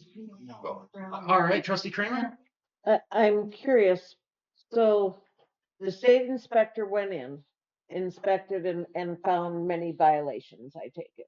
But I mean, if it would have been like serious, I mean, if he was really, really, really afraid that it was gonna explode or whatever in there, I mean, wouldn't it be forced us, wouldn't it be said right then with a report that this has to be taken care of, or we have to call an electrician immediately, or, I mean, something, if it was really, really, really serious. It is serious. Well, I know it's serious, but it's, yes, Hired by somebody who doesn't. yes, but the state inspector is giving us 30 days or whatever until he gets his final report. If he would have thought it was an immediate action needed, he would have said that, or he would also be liable. See what I'm saying? Yeah, they were there, Linda. If I hadn't Oh, said this inspection, it was gonna be the power company shuts it off and have fun. Well, I get that, but the state inspector has now said it's okay, you know, when you get my final report, then you'll know what to do, right? Is that what I, Well, I didn't get from this email that he was telling us to take action right away. And I am asking the board that we wait until the formal report comes out because it's going to be more accurate than this email. Because he's already got more information than he did when he wrote this email. So I'm asking the board to hold off until the formal notification from the state. That's what I'm asking. Trustee Ferguson? Well, I also talked to the guy from the Heartland. They did it. And I guess my feelings, his invoice was very vague, didn't say nothing. And when the guy sent the invoice, I would have thought he would have sent a inspection sheet that he could have looked at. He said, yes, I have been in Hermosa, and he didn't go into great detail. But it's kind of funny how everything that has been done is out of the area. Why aren't we using local people for this kind of thing? And I mean, that's just, I mean, I just don't understand how come we call on Lee, we call on Island, you know, why don't we use local people? Okay, Trustee Miller? Just go. Okay, so 3 to 6 months to decommission the chemicals. On decommission a lagoon, We don't- plant, a sewer plant. I was just looking at it. I haven't had, I called, DANR. I left a voicemail. I have not talked to anybody yet, but that was my initial kind of look up and see this size lagoon, what would it take? And that's what came up. Of course, everything has to go through DNR. So the first thing would be to call them. That's why I don't want to have to start that process. I will, if that's what the board votes on. But I'd like to wait till the formal report so that I'm dealing with the final decision from the state, not an email that I think is already going to change because I have one of the problems nearly resolved. So I'm gonna note on that, Yeah. this contract needs QA/QC outside of ATAC. That classification must be done by an independent engineer. Oh, like a peer review or? Absolutely. I can do that. That, I already called AE2S. They were gonna send me a proposal, but that all of the scope of this work was all done under one umbrella. This part can't be. The declassification. The classification has to be from a neutral third party. We cannot Yeah. let the project manager, their supervisor, no.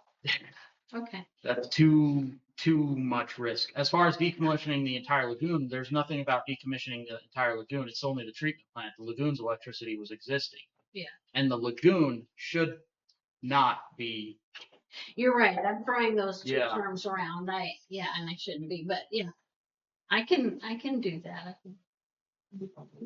Trustee Kramer, I was just gonna say that, we need to maybe put that in ordinance form or policy, maybe just policy form, that, that we try to get local people to do the work. Always, and if it doesn't work, then go, go out further, but I think that would be a nice policy to have.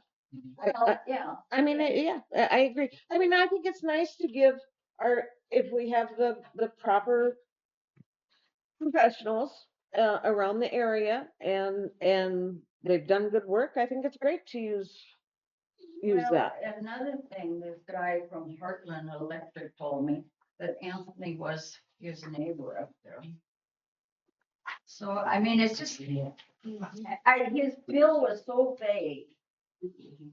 It didn't, give any breakdown or anything.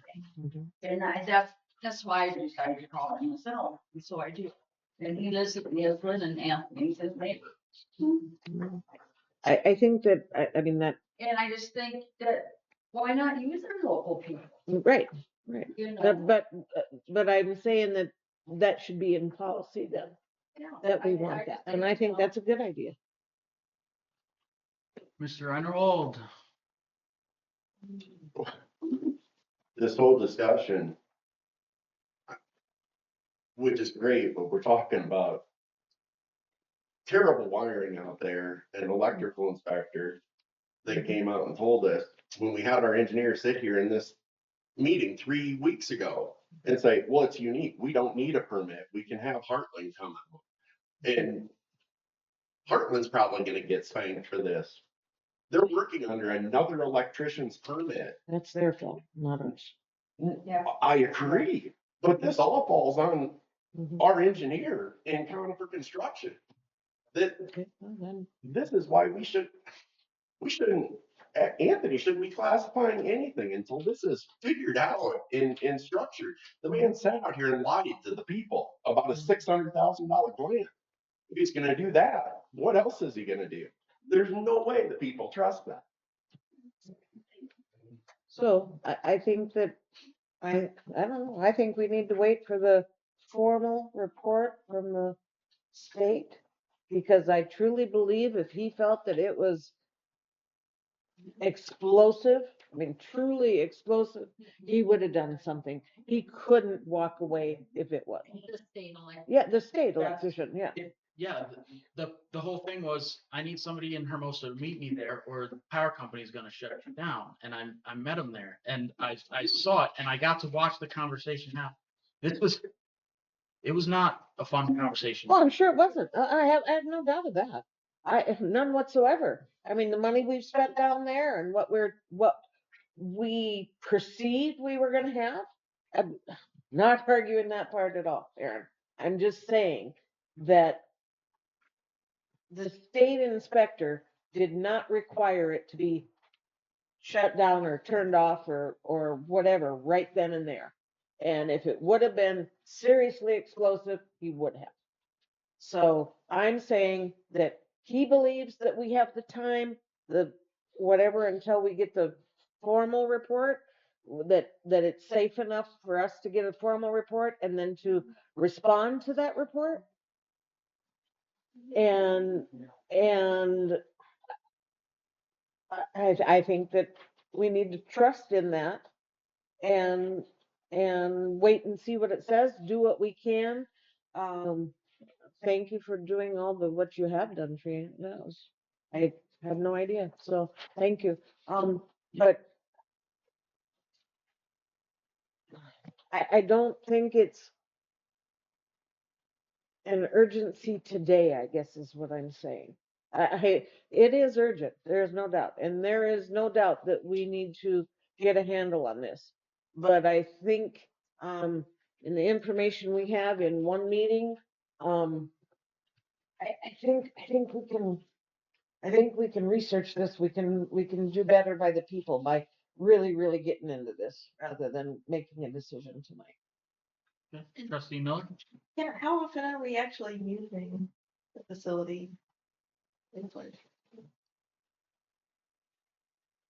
was he saying? He was gonna try to discharge by some 250,000 gallons. Is it once a month? So, no, it's kind of running continuous. Is it? Yeah. So right now, nothing has happened so far.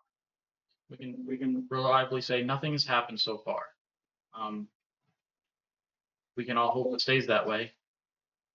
Mhm. How much money do we put on hope? And I don't think there's any money to it myself. It's under the states. But it's a safety issue too. I mean, potentially explosive. Well, that's why I'm Exercise? working on it. I'm working on that seal because then they, oh, I'm sorry. I'll address your question in a second. As far as decommissioning that plant, right now the permit says we're required to run continuously. That's what the permit is from the state. It runs continuously. But to decommission that plant, all you would have to do is shut the power off, RDC, shut a valve off, so you're not discharging. And then they could, if they needed to do something, it could be shut down in minutes. There's nothing that in that plant that's gonna cause the lagoon not to operate right. And right now, the lagoon is operating appropriately. We're not at the level where we need to be discharging anything. Actually, maybe we're discharging more than we need to, and maybe that's why we're getting the smells we're getting. But that thing could be deactivated right away. Now, one thing you'd have to do is someone would have to notify the state. Being to do this here, electrical inspection, we are gonna shut that down. There's no environmental hazard of shutting that down because it's not gonna interfere with the lagoon. And once you shut that valve so nothing's discharged, it's not gonna interfere with the receiving water. It can be shut down in minutes. There's no 3 to 6 months. That is that's not it. There's no 3 to 6 month decommissioning. For the whole lagoon, I could see that. I could definitely see it taking long. We're not gonna decommission the whole lagoon. All that electrical is already there. The conduct is a big deal. The thing he's missing is we definitely have to call DANR. I stated ask that. them and get I their, stated, yeah, oh, I missed that part. I stated Yeah, to let the that DNR part. know you're gonna shut the valve off. You shut it down. That's all you gotta do to decommission. Yeah, unless they say we can't, but Mr. Ellsworth?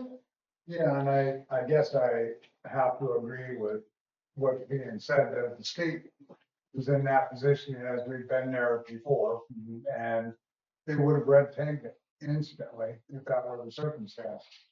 As far as the contractor being at fault, yeah, we have money held back where that individual is gonna pay.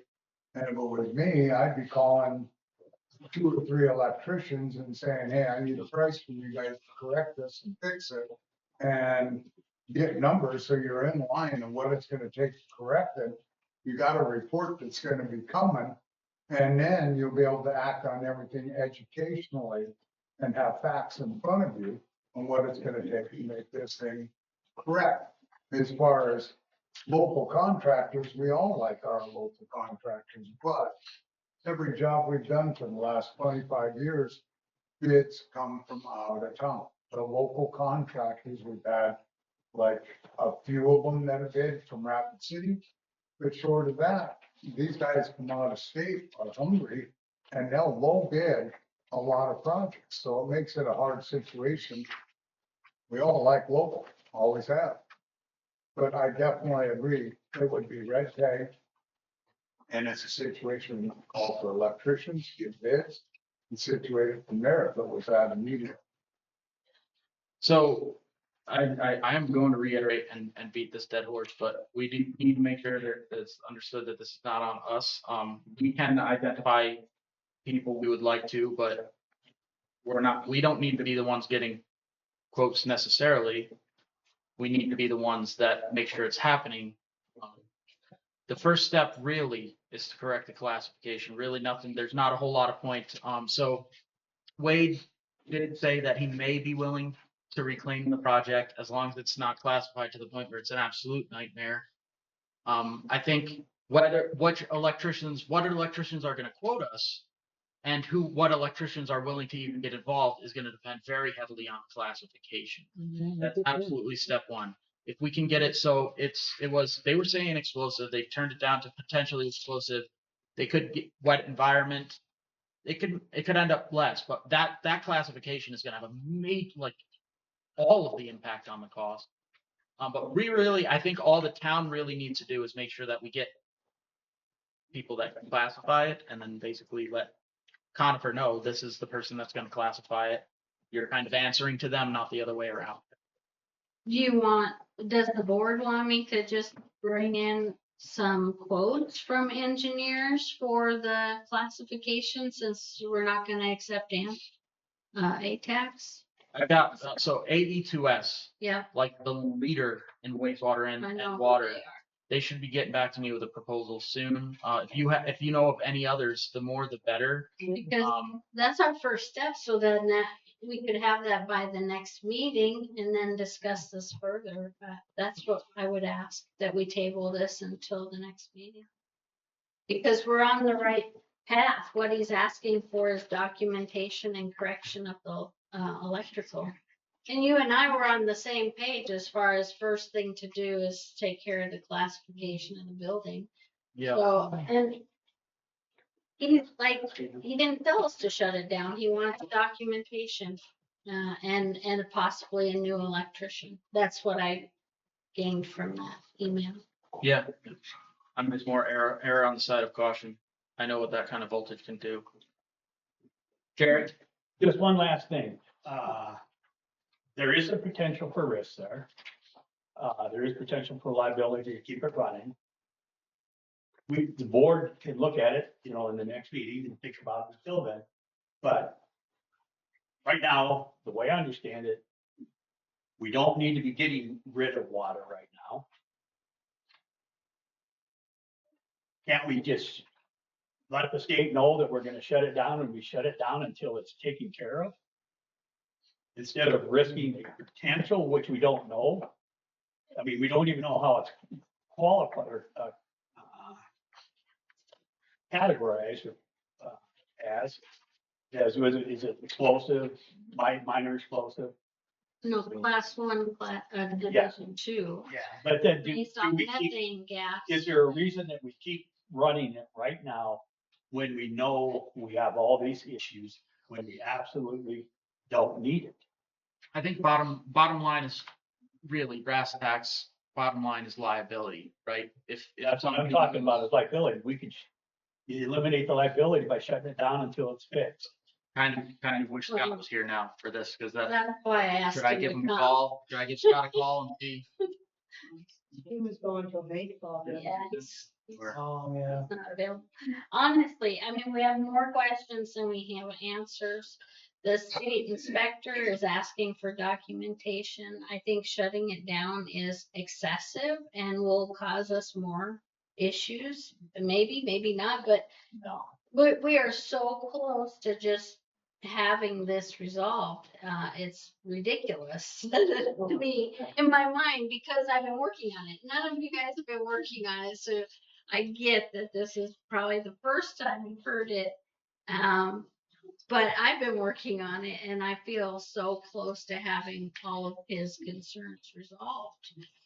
Now I thought we would accept ATAX seal since they're the engineer, but we're not going to. Yeah, So we have, that's too many fish in one basket. yeah, so That we makes have- sense, and I'm cool with that too. Yeah, one more step than I thought, but I feel like you've already got somebody lined up. We'll compare the 2 or 3, whoever comes up with another one. Mhm. Yeah, And then they we- built so many treatment. A2S has built so many treatment Yeah. plants. They'll be like, oh yeah, this is obvious. But it would be nice. They could come in, they can see it operating. They know, well, they'd know whether it was operating or not. But I just feel like, it's a step too far, but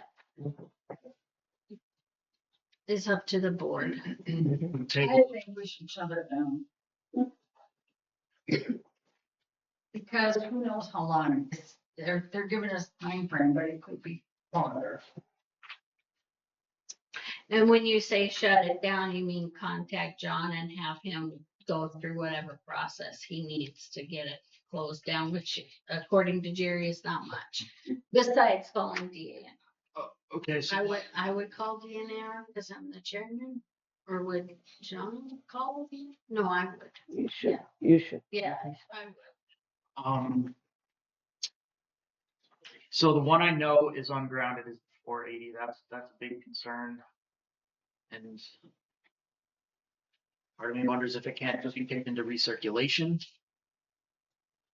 shut off the super dangerous stuff and just let it run in recirculation the way it was for a while there. It was essentially just looping back into the pond, keep out all the gears running, keep the motor running, keep the gears turning, but shut off the voltage that is dangerous enough to, and Just- has the clearly identified issues. Just ask John to shut that off. Is that what you're saying? That would be a little bit longer conversation to see if that would even. I- I mean, yeah.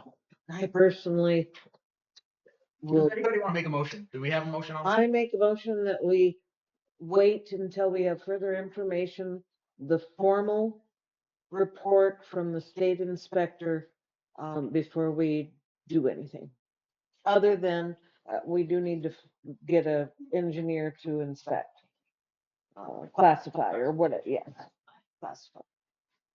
Motion on the floor. Do we have a second? I'm gonna second that because I'm already in that process, so. Okay. I really. I like your idea. It's kind of in between, shut off the danger, but If it's still keep it going. possible, but what if it's not possible? What do you want? I mean, it's been not really running for very long now, and it was kind of up and down for a while. I have a feeling John has gotten really good at turning it on and off. Honestly, We could that's call a him, conversation to have. Yeah. we could call John. Yeah, that's true. We can call Well, so if we table it, it would be till Tuesday Tuesday. and then revisit. Yeah. I kind of like the idea when it comes to dealing with overseeing agencies to don't necessarily get to the point where they tell you you have to do it. Do it voluntarily. Err on the side of caution with things. If we can maybe get there to where we can soften it a little bit. So talking to John would help. But Tuesdays. Yeah. Anybody else? Anything more to say on this, Mr. Arnold? Yeah. I'm just curious because John, you guys keep saying John, and I know he's our operator. But doesn't he also own Conifer Construction that put the building up? Yep. So isn't he kind of responsible for the state of the building? I have to wonder if worst case scenario, it would all be on that, but that's a Scott question. That's absolutely a Scott question. But at the same time, I mean, whether or not somebody's responsible, who's responsible for something when the bad thing happens doesn't change the fact that the bad thing happened, and we don't want bad things to happen. Mr. Holsworth. And if you all remember, you do have a contract with them that releases the liability away from town contractually. So your basically liability is laying all on the contractor himself. Tuesday isn't a long way off, and you can properly go through the channels, make sure you're in right shape, and make sure you can adjust in the proper form. All right, Kathy? I think you need to make sure that the electrical inspector that is out here has all the correct information as far as that classification. You don't want him writing a report based on possibly false information. So you gotta have that peer review. Yeah. From another engineer. So yeah, so essentially he said, so they defaulted to err on the side of caution with their kind of default classification, but they're like, this is what we're going to go with until you tell us otherwise. So getting the classification should soften things. Should, but there's no ventilation in the building. That's really not good. There is caustics in the building. That's not good. So I'm not going to hope that we're going to get a better classification. Well, I did specifically ask the engineer, are you not happy with the ventilation in there? And he said, that's not my concern. So that makes sense because he is just doing electrical. Anyway, but the engineer report will cover all of it. Yeah. Yeah. Any further discussion, comments? Anybody? All right, motion on the floor is to table, right? You have to wait until we have the formal report. And the, And then getting another engineer to classify it. yes, So wait, so this is to not just wait until we get the report, but also wait until after we've got the classification. Okay, well, maybe not, no, just to start that process, She, to get somebody to do that. Getting the, that we would start other than, yeah, so other we're than getting waiting. an engineer to classify it. So, Yeah, that has to be done. Will you read it again? I'm sorry. well, we would to wait until we have the formal report from the state electrical, other than getting engineers to classify Mhm. the buildings. I'm good with that. We're gonna have to shut it down anyway, right? No. I mean, for them to work on it. yeah, it does have to be shut down. Oh, well, if an electrician comes in and works on it, yeah. But for the classification of the engineer, yeah. Yeah, because like the 480 is not bonded. At the very least, that needs to, and that's. I'm gonna talk to John and see how that plays in the voltages, see if we can get the systems that they really had the serious questions about, see if we can get those taken offline. The lack of GCI breakers to the outlets. Do we really need the breakers turned on to the outlet? Can we at least piecemeal shut down as much as we possibly can that had the issues that the electrical inspector caused and kind of put it into the safest possible mode we can at the very least. Are you making that? No, this isn't a motion. amendment? It's more just I'll have a conversation with John to see what that would look like. Can we just shut off everything that's related to the things they really had issues with? That at the would, very least? that would be great. All right. Any further discussion? All right. All those in favor? Aye. All those opposed? I'm saying, I just think we should.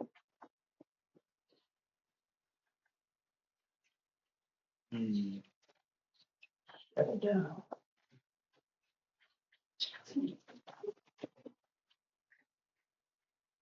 Okay. So we had 2 ayes. One abstain and one no. So maybe we could make an amendment that we could agree. I don't know. I guess abstain. Two abstain. Two abstains, 2 ayes and 1 One nay. day. So it passes? No, it has to be 3.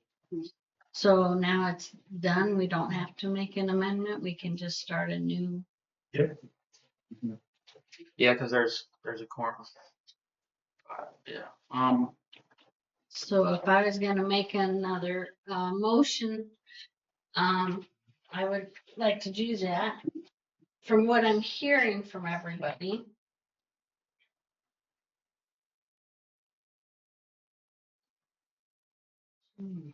That's a tough one. I think I could frame this.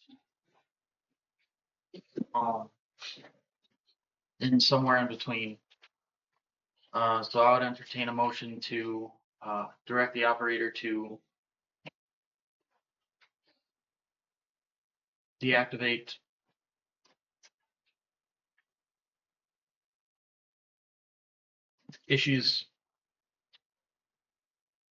systems containing issues identified by the inspector.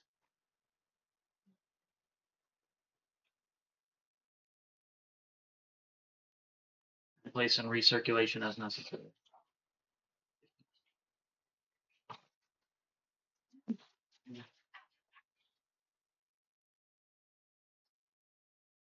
Yeah, that I would entertain that motion to essentially shut off everything that has issues that were identified by the inspector. If we can still run the plant in limp mode and recirculation so that it doesn't just sit. Yeah. I'll make that.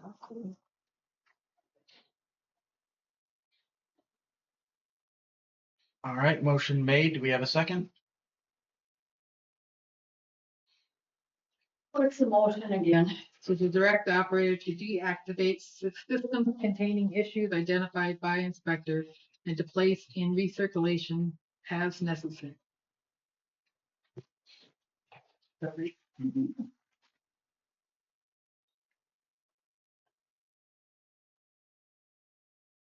I'm gonna second it. Do you have a time? Discussion. Thank you. So I think that whatever formal report is going to be very similar to the email. I don't think he's going to take very long because it's only Monday. We'll probably have that before the next meeting. Well, that's just it. I mean, if you knew he was gonna have that report right out on hold, it would be a different story. We don't know. We don't, And, but we don't know how long it's gonna take. we really don't know how long. Really, I mean, we can hope, but we don't know how long it's going to take to get it classified. Well, we have to approve another company to do it, and then they have to come out and actually get it done. And the fastest turnaround that I was seeing was 2 weeks, but it can be 6 weeks before they have a turnaround. That's a lengthy one. It just depends on how much information. And this again is why I was asking that we wait till the formal before we do any action, because there's different levels of that report that we would need to know how to ask them. You know, do we just need a sealed letter that states that it is not this classification? Or do we want to have surveys of the grounds done and all of that? That's where the 6 weeks comes in. I can't imagine that we need all of that. We just need them to look at the building.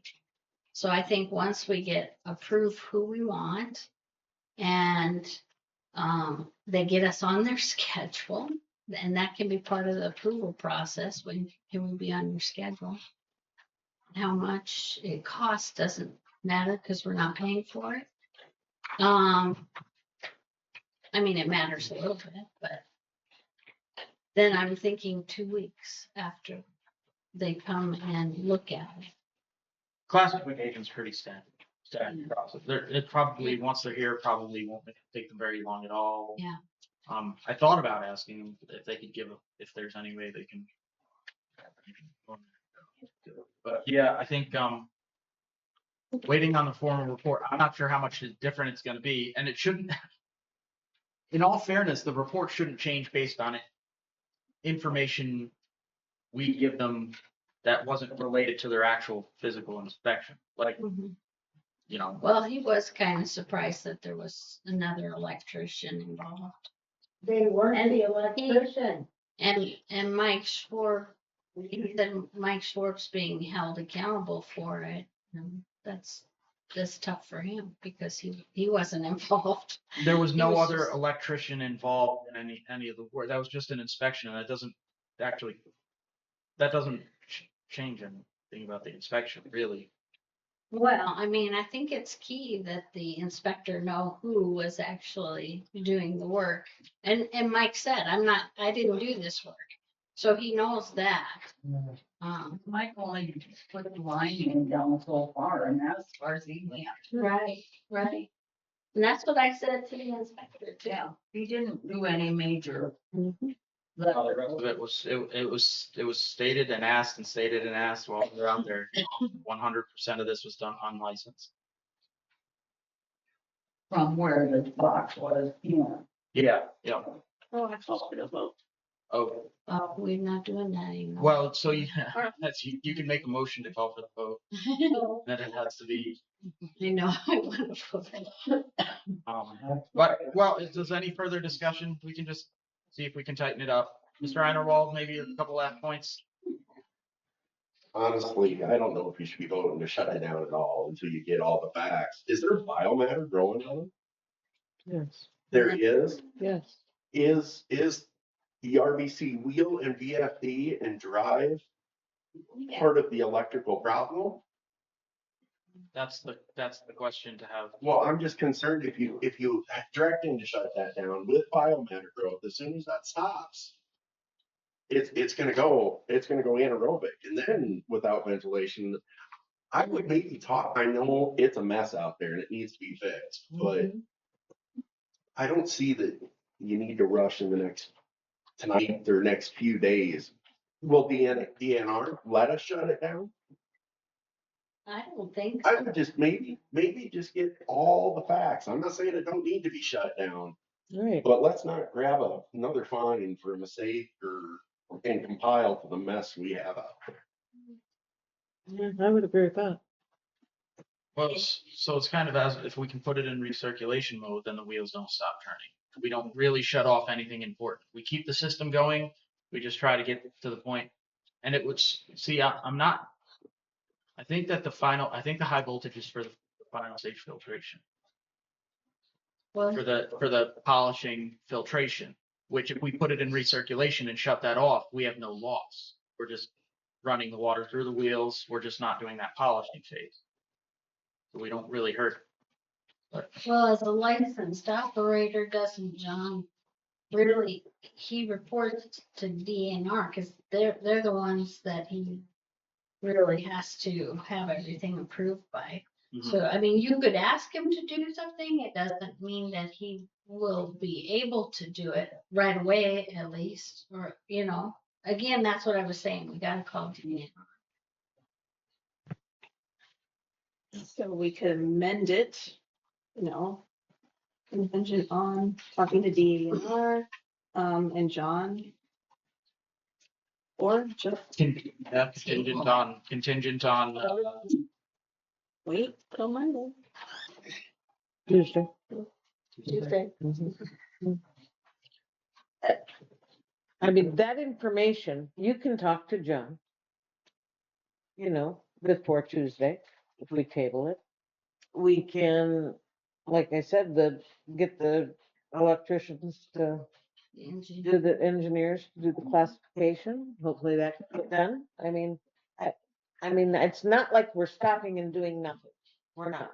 We're still doing research on it. Which is our job Which as a is- board member. And Tuesday's a hard day. The vagueness of until we receive something that I don't like when we're not going to know when we're going to. Oh, well. The hard line of let's talk about this again on Tuesday, see how much progress we've made. That's a little bit of a different ballgame. That's nice. We need to do that. That's our job. Okay, Kathy?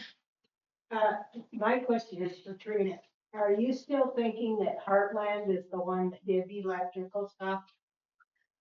I'm getting that impression, not from you guys, obviously, but that's the impression that I got. But again, it was an impression. I have not been told directly yet.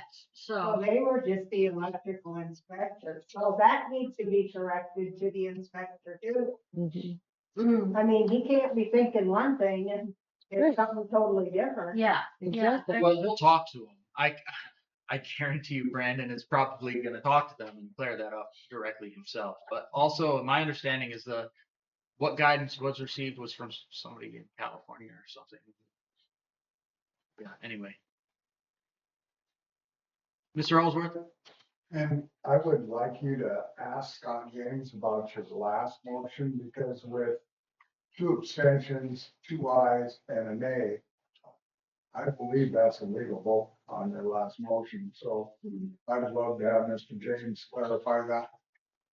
Yeah, it needs to be majority of the board members present, but I'll double check with Scott.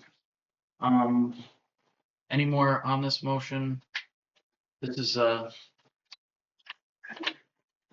yeah. I mean, What's the motion again? basically to direct John to shut off what he can and put it in limp mode. I would ask the board members to let that one fail and just table the whole thing till next Tuesday while we continue to research. All right, any further board member discussion? Seeing none, all those in favor? All those opposed? Nay. Aye. Okay, motion fails. Do we have a motion to make? Make a motion that we table this to Tuesday while researching. Motion made. Do we have a second? I'll second that. Motion made and seconded. Any further discussion? Seeing none, all those in favor? Aye. Aye. Motion passed. That was a lot. Thank you for everyone for your input. It was all good input. We don't want anybody getting in trouble, really.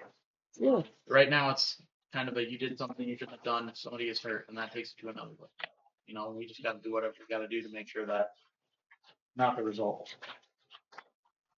All right, we are done with this. Closing comments from the public. Any further input from the public? Bye. Mr. Ellsworth? Yeah, as far as the item on Mr. James on the agenda, I'd like you to check that too, but, in the past, that was a big thing with the town board to regulate, not to allow all members to contact the attorney. A lot of costs were involved in that.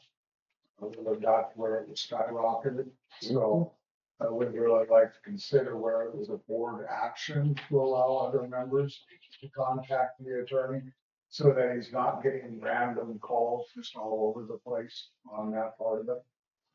And I'll appreciate everything coming to a good forward motion on everything. Thank you. All right, anybody else? Okay, trustee input. Start with Thank you. Trustee Kramer. Yes.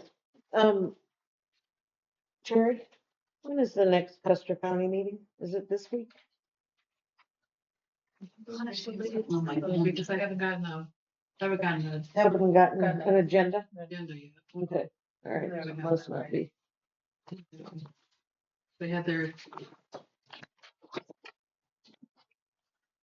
Good luck, because we met here, the canvas. Or no, John, did they meet this week? No. It might be them. Might be this week. I think that I could find some Facebook. Did you? Mhm. Outside of that good meeting, lots of really good information. I'm really happy with the discussions. I'm not so happy that it's 7:30, I will say that. Hmm. But I also get it, so. All right, I'll go to trustee Ferguson. Let's jump across the table. Why? We went that way last. Gotta It was keep a track good of- meeting. We discussed a lot. I mean, we spent a lot of money on the treatment plant. We need to help, right? This is 24. 24? Trustee Matheny, you want to go ahead? Thank you. Well, a quick search does suggest that Dan's comment about the previous vote being, passing, might be the case. So then the question I would have too is, what does that mean when we voted again after that, based on that decision? So does that negate what we just voted? Well, I don't know. Anyway, I look forward to what the attorney has to say. Very good. Trustee Miller? Well, these were very important issues, so I appreciate everybody's input on it. And hopefully we just continue to do the right thing going forward. All right. Yeah, the good thing is our second motion was to table it to Tuesday, which we can kind of assume we're gonna be waiting at least that long. So by that meeting, I'll talk to Scott so he can tell us which motion. And we'll have that clarity. Thank you, everyone. I know special meetings, but that one item, I think that was important to not wait. I'm glad we had the discussion, even though we did end up agreeing to postpone it. I want to make sure that we don't lose sight of those sorts of things. Yeah, hopefully everybody liked the comments from the public before and after. What did we? Yeah, all right, I'm good. Anybody feel we need any executive? Not to my knowledge, no. Maybe next week. Yeah. Yeah. Maybe. Okay. All righty. I will entertain a motion to adjourn this meeting here. One more quick, sorry. We haven't clarified meeting times. So do we need to take a second to discuss that? Or is it too late? Or is it too late? I mean, sorry, I didn't bring it up during my, We set that as a motion? We set that by motion, the meeting time? Just to like try it out. There was no Yeah. final, Yeah. there was no like. The next 2 meetings or something. like, Let's try out 6 o'clock. Are you okay with 6 o'clock?